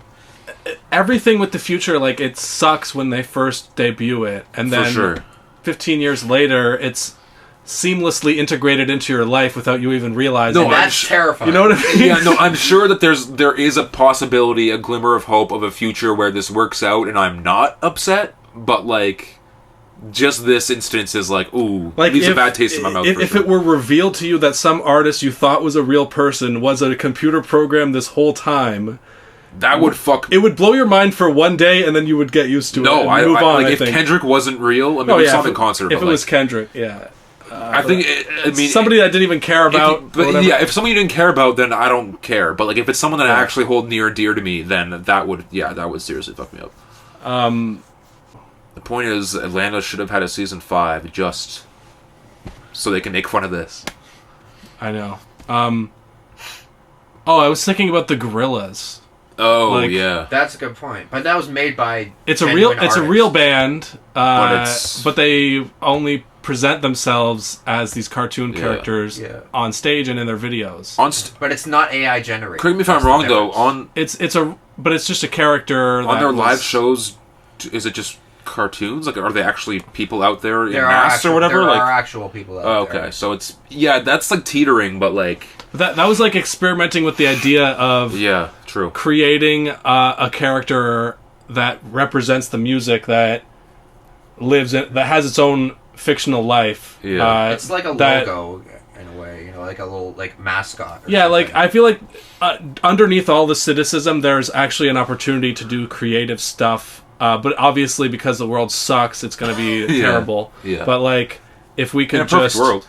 you know, if we try to think optimistically, maybe there's like Yeah, I just choose for this scenario to completely be cynical and just hate on it because it's fun. because it's Yeah. good content to have. But no, I agree disagreement. with what you're saying. Like, there could be cool things done with this technology in the future that are like done well and that FN Mecha improve. is not it. Yeah, But FN Mecha is a step in the wrong direction. I am of the opinion that that technology itself is not evil. It's just what people do with it, Yeah. and this is an example of that.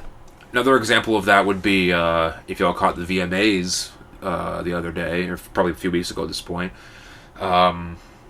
Eminem and Snoop Dogg, two legends in their respects, in their own regards. Two hip-hop, forefathers of hip-hop and what we know now. They went up on stage, and they're sitting on a couch. I'm like, okay, I'm watching. And then they start playing this song. There's a song that I've heard. It's called D to the LBC. I don't know. It's called some... From the D to the LBC. Yeah, some shit like that. And the song actually itself isn't that bad. I do kind of enjoy the song. But because I've heard it, I've heard it before the VMA. Their performance of it though was awful. It's because it's all NFT bored monkeys doing the performance, and it's all done in the metaverse, and they're not actually performing anything until the very end, and even then it's bad. Like, they're not hitting the notes and shit. But like, Yeah.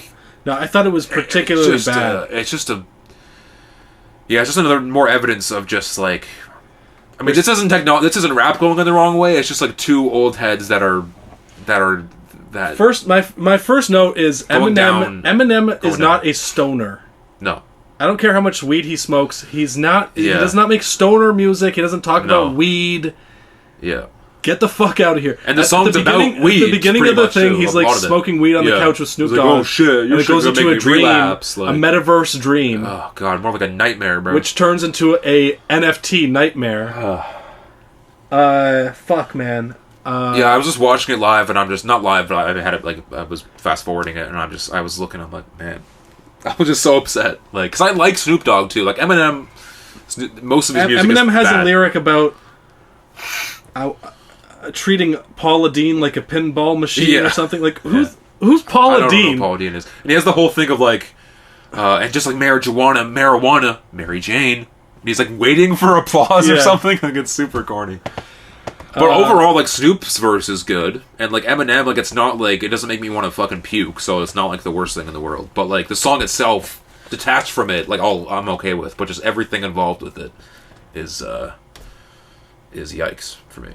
If they killed Eminem and replaced him with an AI That 5 one's years believable. ago, That one's I would believable. not have noticed. That one's I would not have believable. noticed because his lyrics are AI generated at this point. They could be.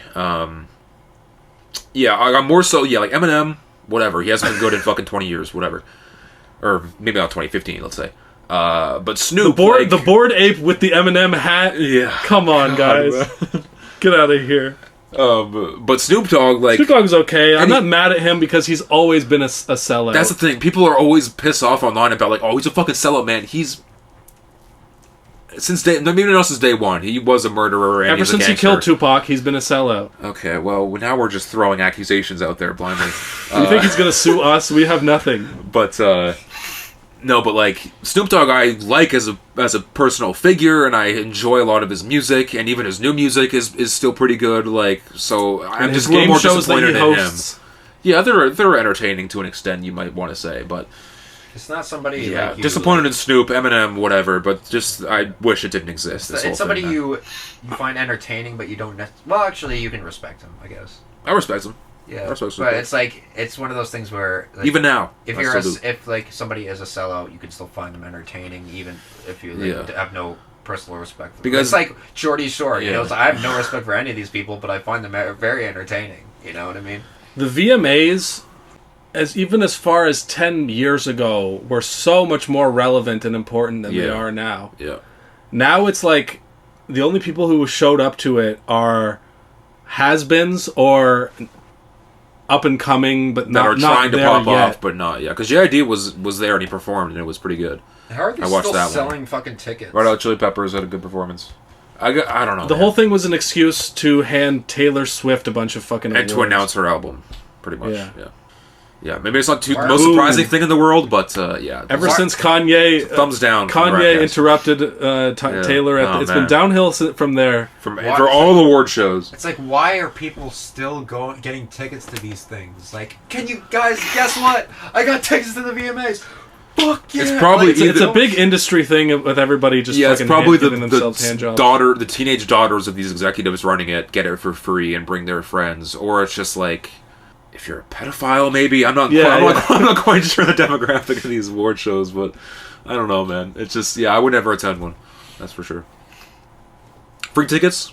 If you got free tickets to if I was nominated, I would consider going. Oh yeah, if we were nominated for best podcast at the VMAs, I'd go for sure. I could make the whole thing a joke. I'll go there in a heartbeat and clown on the whole thing, man. I gotta have let's do a quick game here. Okay. Best metaverse performance.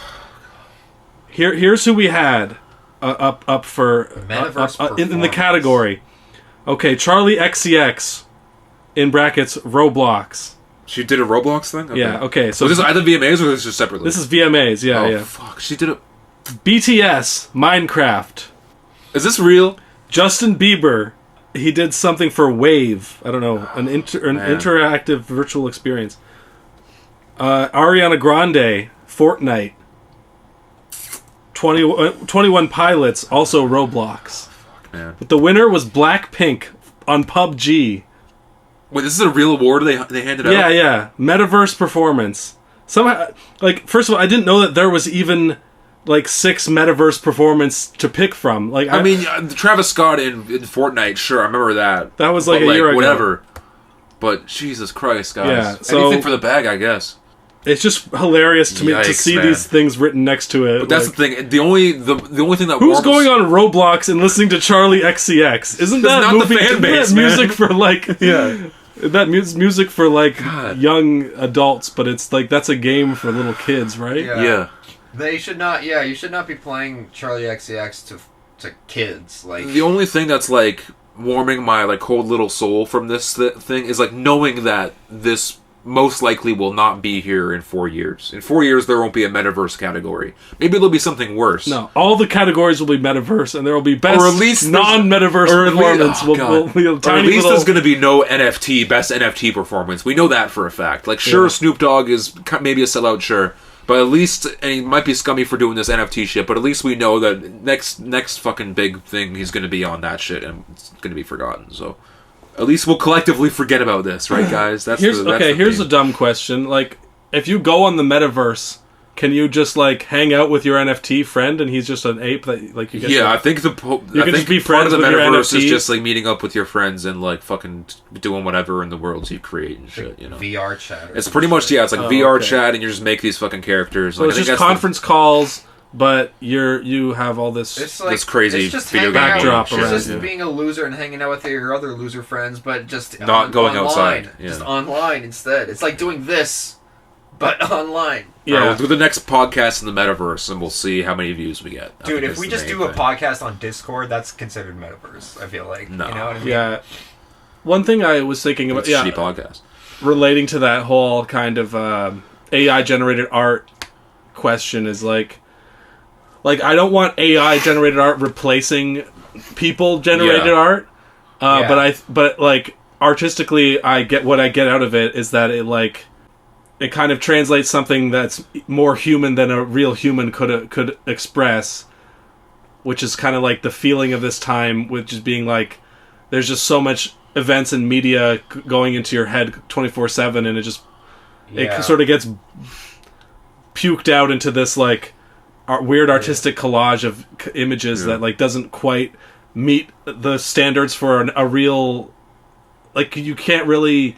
It gives you that feeling of It just is being it is- puking out all this media that you're consuming Yeah, it constantly. is a reflection. I do agree with that. It is a reflection, and I do enjoy like things like glitch hop and like purposefully distorted shit. Like there's a song, Digital Sea by Thrice, that is a very good example of this. About how at the end the singer talks about hear my voice go to ones and zeros, and it's like a refrain, and the more he sings it, the more his voice gets like low bit and like distorted and like shitty, and like and the whole and all the verses and shit are him talking about just like drowning in a digital sea. Like there's so much of this shit, and like Bon Iver's second last project, 22 Million. There's a lot of like glitches in his voice, and it's really about. And he said that it's really about like this distortion in between like communication and like the struggles of communication in the modern world, where it's like texting and stuff like that. You miss a lot of subtext and like the tone of voice and things like that. So there's more room for miscommunication and stuff like that. And like I mean, Radiohead have done that throughout their career from Kid A onwards, and like that I do agree with that. There is a sort of like it is a good reflection on the digital age. Yeah, I'm not opposed to technology influencing music, obviously, like finding new sounds. Like I think that's a really interesting way how, specifically if we're talking about hip hop, can progress and move on to the next kind of wave, whatever it might be, whether it be fucking hyper pop or fucking nightcore or whatever the fuck you want to talk about. But like, it's just like if to me like so much of hip hop, and I think like almost the slogan is like keep it real, man. Like and authenticity is so important to me, at least in my music taste. Like I could never, I don't know if I'd ever really be able to get behind an AI rapper, but we'll see, because we're still gonna be doing this pod in like 30 years. So like we'll see. We'll clip that. We'll say roll the clip 30 years from now, and then we'll go back to this. Roll the clip, and I'll start crying. Future, and it's like everything's the same except I'm a bored ape. Yeah, and I'm like digitally. Now I gotta here. add some bored ape shit into here, man. Just chilling here as my bored ape version. Look up my Google searches. What do you want to start with? New music update here, the wrap up, whatever you want to call it. The wrap up. I like that. It's just corny enough to work. Yeah. Let's start with the Rock Marciano album. Okay. Did you listen to it? No, not at all. Okay. So I only know the two songs that you played just beforehand. Yeah, it's really sick. Rock Marciano and the Alchemist. It's called The Elephant Man's Bones. Just amazing music overall. I don't have anything negative to say, but like the beats keep your attention regardless. You know what I'm saying? Right, because I found like even if because his style is more in the slums style of vocally, at least, with a he kind of reminded me of some Boldy James, like kind of like low key type rapping shit, where to the point where it's like the first song, what was that song you showed me with the video? The Horn of Abraxas. Yeah, that one I didn't really like as much as the other one you showed, just because like it was like that's super sleepy and like kind of just that's weird. one of the more experimental songs on the whole album, which is interesting. That's why I like how they chose that to make a video for that one. Yeah, that's cool. That's because a cool choice. It's probably one of the less accessible ones out of it. One that you should definitely hear is Daddy Kane with Action Bronson. That's the one I've had on my list to listen to, but I haven't gotten around to it. It has the vibe of like, I feel like I'm on a really fun video game level. Nice. You know what I mean? Yeah. It's got certain certain Alchemist beats have Tyler the Creator-esque vibes on some of it, as far as using little synths and little like just like the little touches that Alchemist throws in there. Fair. That one, yeah, it has a sick. Rock Marciano just has a great kind of bar where he says, "Watercolor ice, I call it Walter White. Walk with me like a dog might. I got 44 bulldogs, you ain't got a dog in the fight. Nice. So many cardies, your whore thought it was cross-eyed." He has all these like kind of like dog-related imagery. Action Bronson has a very funny verse where his first line is like, "I ripped off my face and it revealed another face, that it was my same face," nice. Or whatever. Classic battle like an eagle versus a snake, or you know, like shit like that. Like, gotta love him. Did you see, off topic, did you see he was like in some wrestling shit recently where he was like, I think he was just like watching or whatever, and he's like, "I've had enough of this," of the one guy, and he like came into the ring and like pulled him off and fucking like threw him around. It was great. No, I haven't seen that, but that's hilarious. Great character progression from Bronson. That's a good song for just kind of the sense of humor. Deja Vu is another standout. That's the one that I played in the background as we were setting up. Yeah, I liked what I was hearing. It has a great Alchemist style vocal samples that kind of sound like they're from like the history of like jazz, or like, you know, it's got kind of like history of music. It sounds like it's from some documentary, people talking about rhythm and like these kind of heady topics, and then like a very off the wall jazzy beat with like a piano riff that goes into all crazy directions, and like the type of thing you never would think, like you would have no idea how to rap on it if you were a rapper. He says something about clairvoyance. I'm in my 40s, still looking boyish. Nice. Like looking boyish. Dangerous line. He's the type of rapper who find a word like clairvoyance. Yeah. That is just fun to say, and then he'll turn it like that.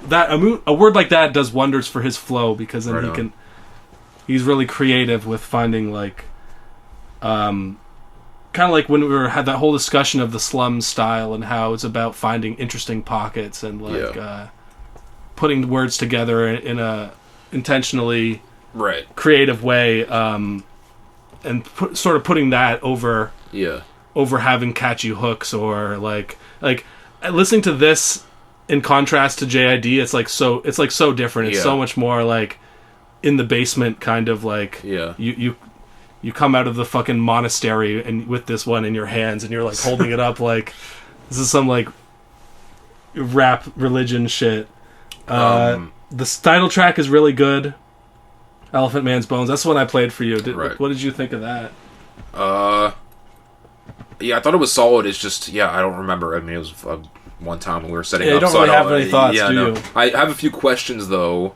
Is this the first Rock Marciano project that you've listened to? Yeah. Because I was recommended him by someone who fucking knows who way back in the day. I listened to a few songs of like some of his older shit, and I wasn't like the most blown away. But the other question is, like, is this more of like a Slums Earl Sweatshirt wiki kind of sound, or is this like more of like a Griselda? Because I assumed this album was kind of more Griselda. He's kind of the link between those two styles, like a Boldy James almost in a way. Like the way that Alchemist is sort of the link between those two different styles, because he produces great Earl Sweatshirt beats on his last project, as well as stuff with the Griselda that kind of gives you that more cinematic crime movie feel. But yeah, he definitely the Alchemist gets to like he manages like to say things as a producer, like through the vocal samples that he uses, for sure, and just like the choices that he makes. It's kind of interesting how like he puts his stamp on it, but really it's a Rock Marciano album. Yeah. But like it's not like Alchemist is equally parts. Like, he gets top billing as well. Like it's there's a reason why these rappers like Boldy James and him are like putting like them and the Alchemist like in the actual like artist title. Like when you see the album, it says like, at least on Apple Music for me, like it says both. Yeah, because like he's as important to he's as much of a voice. Yeah, and not in the way that like DJ Drama will like shout over a whole album. Yeah. In a more subtle kind of. He really gives you the feeling of the great rappers and producers are like these super villains that like just sit around the house like cooking up, like finding ancient fucking beats from the 1970s that have never been unearthed, and like to try to like use it for a tiny little beat part in one song. Like he's just super creative. No doubt there for sure. Some of my other favorite songs were Liquid Coke. The one with Boldy James is actually just okay. It's a little bit. I feel like it's a Boldy James verse that I've heard before. Okay. So I wasn't exactly blown away by that one, but yeah, Horn of Abraxas that's the one I showed you guys. The video is crazy. Yeah, the video is it starts with a whole vocal sample of Ice-T describing this, which I don't even know if it's a true story or something. Who fucking knows? About like dumping a body for somebody and just like going to check in the back because he's curious and seeing all the maggots all over the body. They're rapping in like the desert or the fire pit, and then something in the song goes like they're explaining something in the song, and then like it was like a funny moment where like I don't know, I can't remember exactly what they were saying, so it's not going to translate. Forget what I said. I'll edit it out. I'm just going to try to find some lyric parts that I like. Yeah, that was the one that Josh noticed, is the part where he's like, the pen got pain in it. I came into the entertainment business with this. Can't trust no bitch, she's just trying to bang her favorite musician. Like, I ain't got feelings. Man. You know, rappers need love too. Mm-hmm. At one point in a song, he tells somebody, "If you hating, then eat a Frank."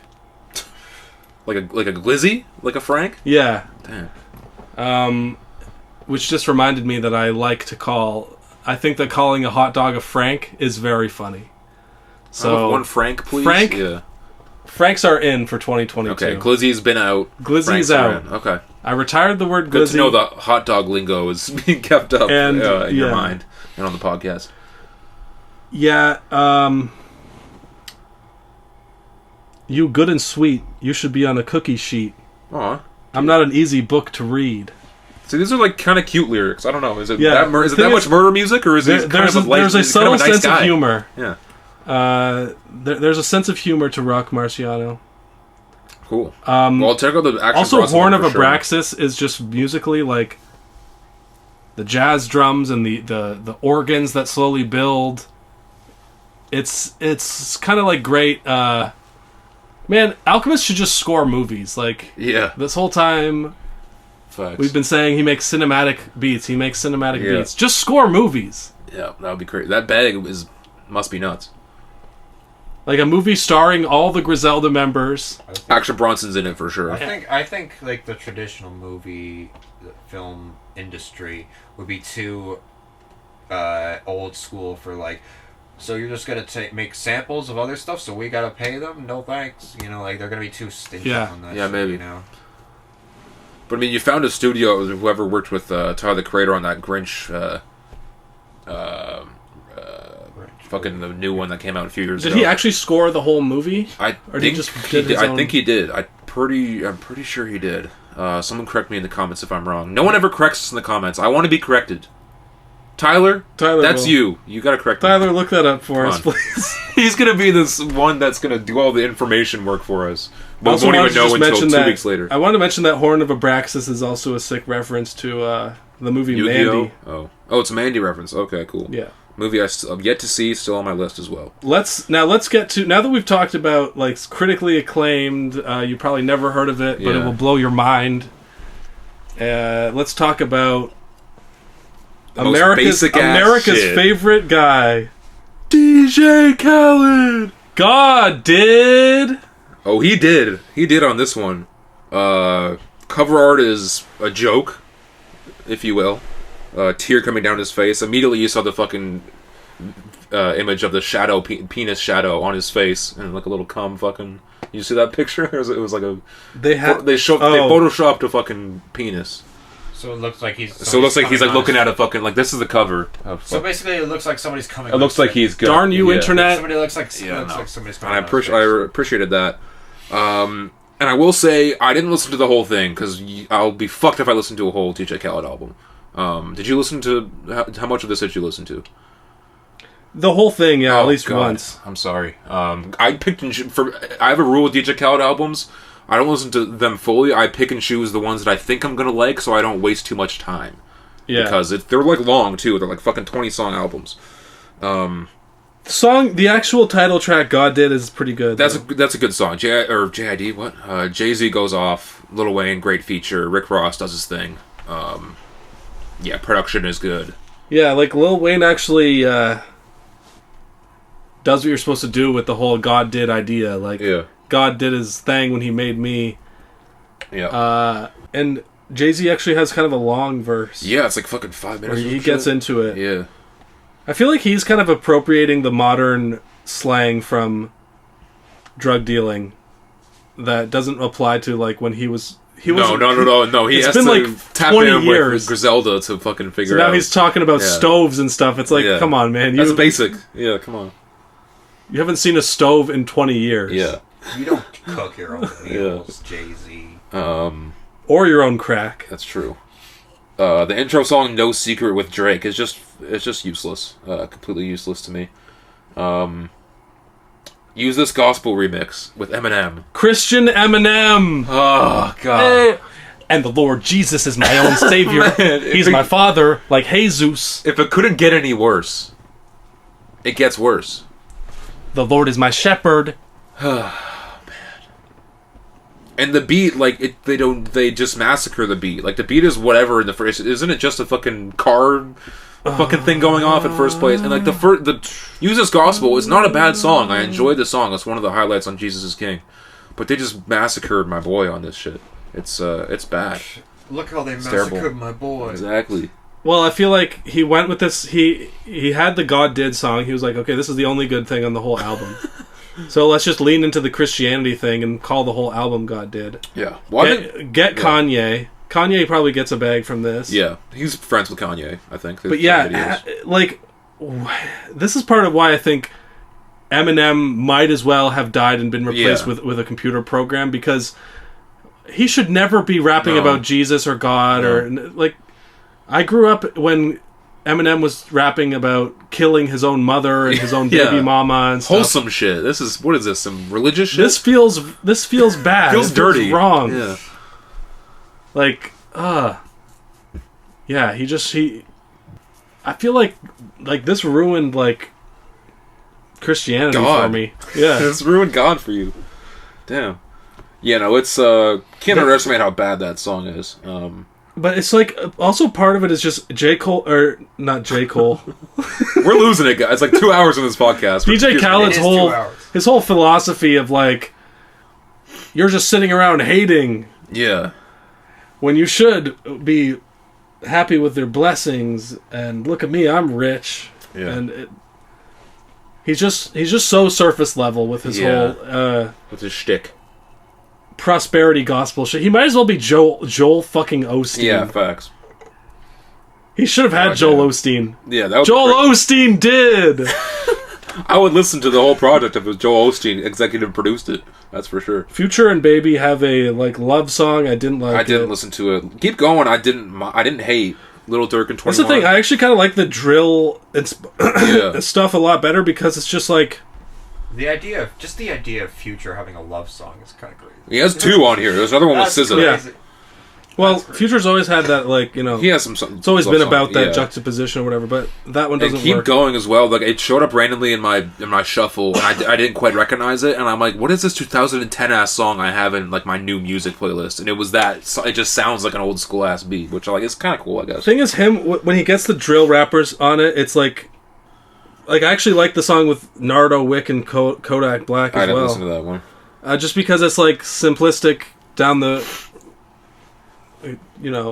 fucking lowest common denominator shit, but it's like not that bad really.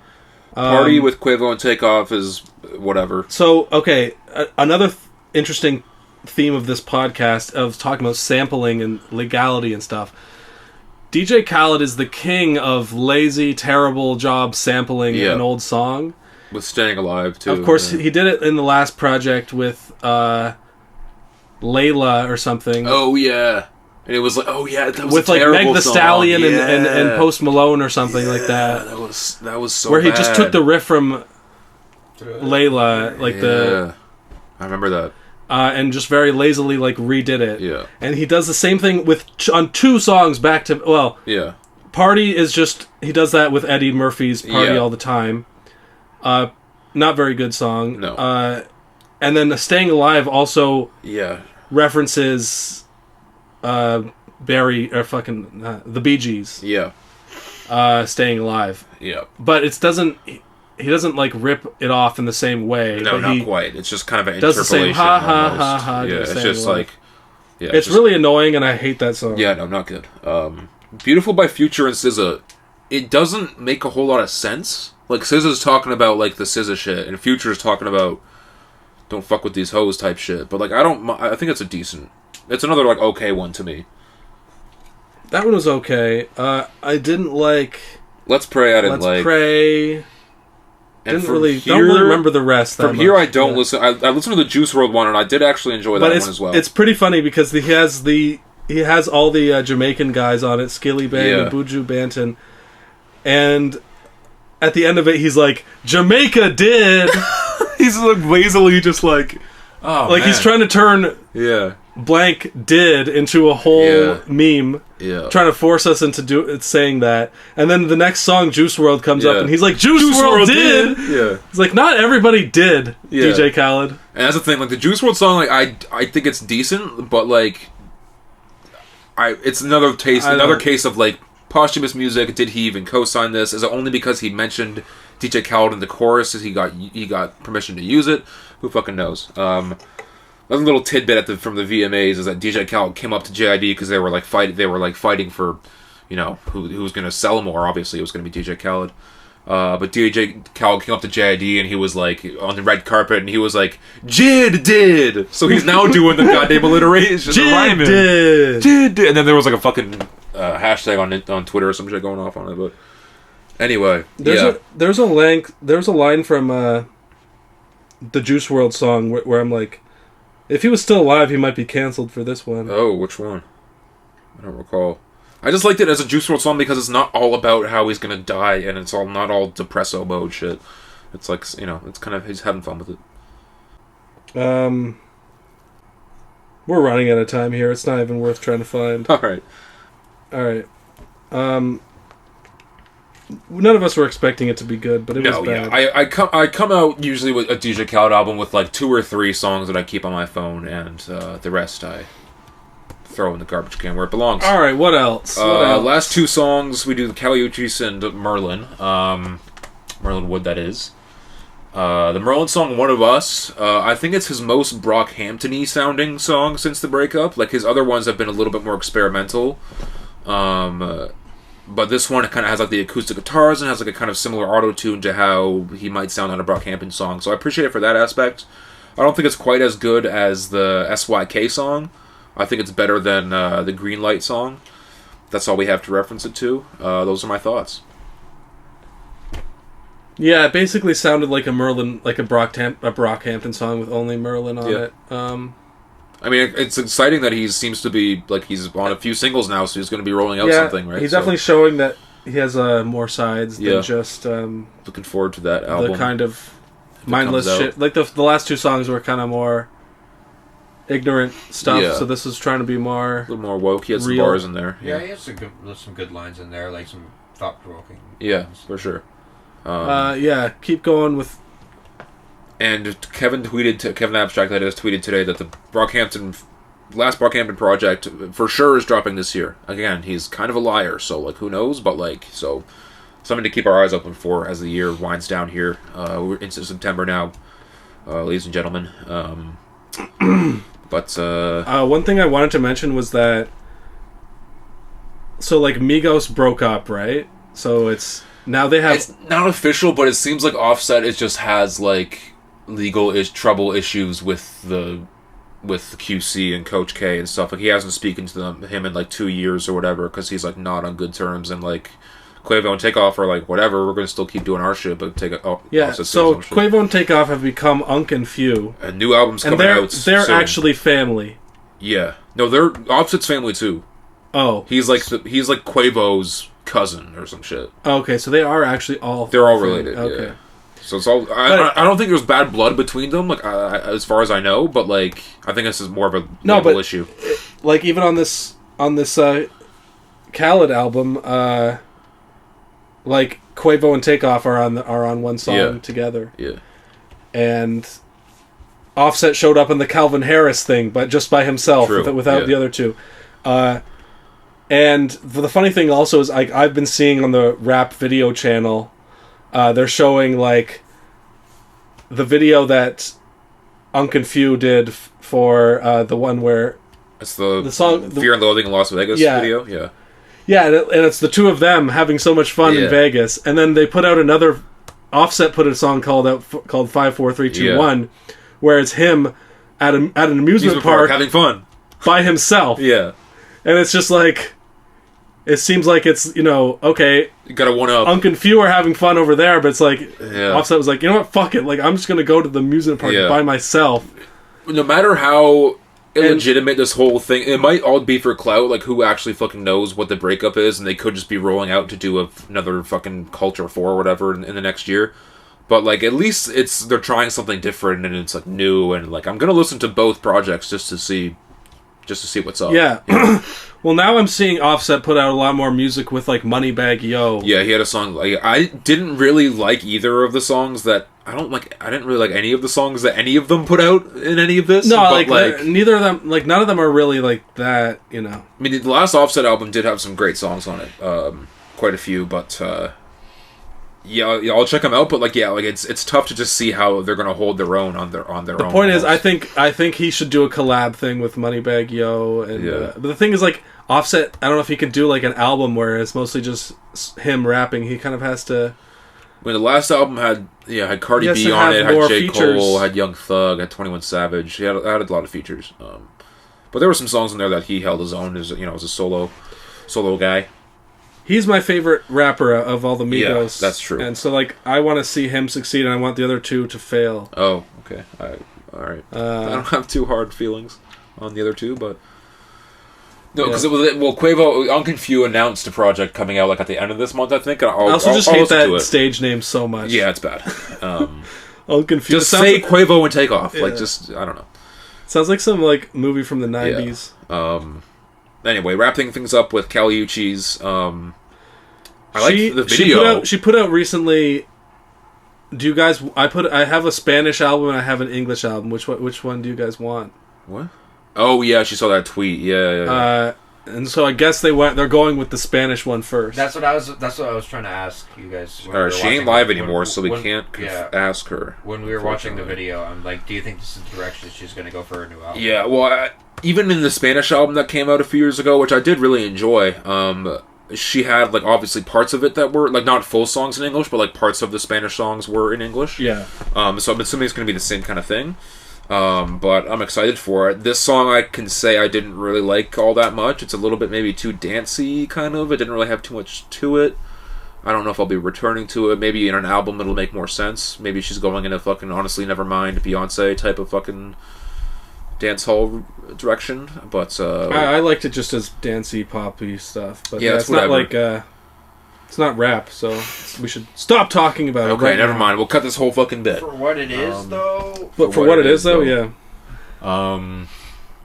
And finally, holy shit, that was NLE Choppa. No, but NLE Choppa put out his debut song in the UK. Oh yeah, and he actually went to the UK to do it. Yeah. And the song was, it's NLE Choppa. He's it's on a drill kind of sound. He's not really that good. Yeah. But he did have a thing about Top Boy, And, you know, I'm like Kanye, I'm in the UK, or, you know, something like that. And he recently put out a thing saying, calling all rappers. Yeah, us. Which is basically a direct shout out to us. Yeah, that's what I assumed. As the official Rapcast. Yeah. Who wants to hop on this in the UK remix? So, I got the instrumental. Okay, the Queen just died. Damn. Ding dong, the witch is dead. Yes, sir. And fucking... Here we go. In the UK freestyle. Okay. Alright, I'll call first. Yo. Oi. Oi. Oi. Oi. Oi. Oi. Oi. R.I.P. Queen. I was going off. Dude. Okay, we're going All right. again. Freaking universe. The camera's gonna cut out too, by the way. Like as soon as I start rapping too. Okay. Oi. It stops again. Oi. Oi. Oi. Oi. Out in the UK. Oi. Bruv. R.I.P. Queen Lizzie. She Oi. choked on a glizzy. Mate. I call her a divvy. She's a colonizer. I'm a womanizer. I'm in Leicester. Okay. Me and my mates in Manchester. Yup. We're getting mortal. Getting mortal. Getting mortal. Go through a We portal. opened a portal to the UK. We got out. And there was a guy having sex with a kid. What? I said, what? What? What? What? Somebody put a Of course. stop to this shit. Oi. These fucking English mates. The fucking pedos. Fucking killed the Queen and all their pedo friends. Damn. Getting Friends. topped off and top. Oi. Hitting up Bijou. Hitting up Bijou. I'm playing football with my What rhymes with Bijou? ski-doos. Okay. These dresses we See through. Yeah, that was one I did earlier. Shout out the NHS. Shadow SF. FP. Scottish independence now. And shout out the IRA. That's Rapcast, baby. All right. 41. RP Mac. And sorry about all the shit that I said. If you think that meme rap is dead, I'll pause and let him 100 cock. go off, All of bitch. the niggas that I be fucking with be dummy, thinking they sucking my dick. Look at my gay nigga drip when I'm dripping, I'll come right on your fucking lip. Pull that penis out your pants, nigga, I wanna touch tips. Cleaning out your fucking rectum with my cum until it rips. Riding around town, smoking crack in my Cadillac. Buying some young, drinks a pound if that ass is fat. Can you handle that? Cause if you can't, then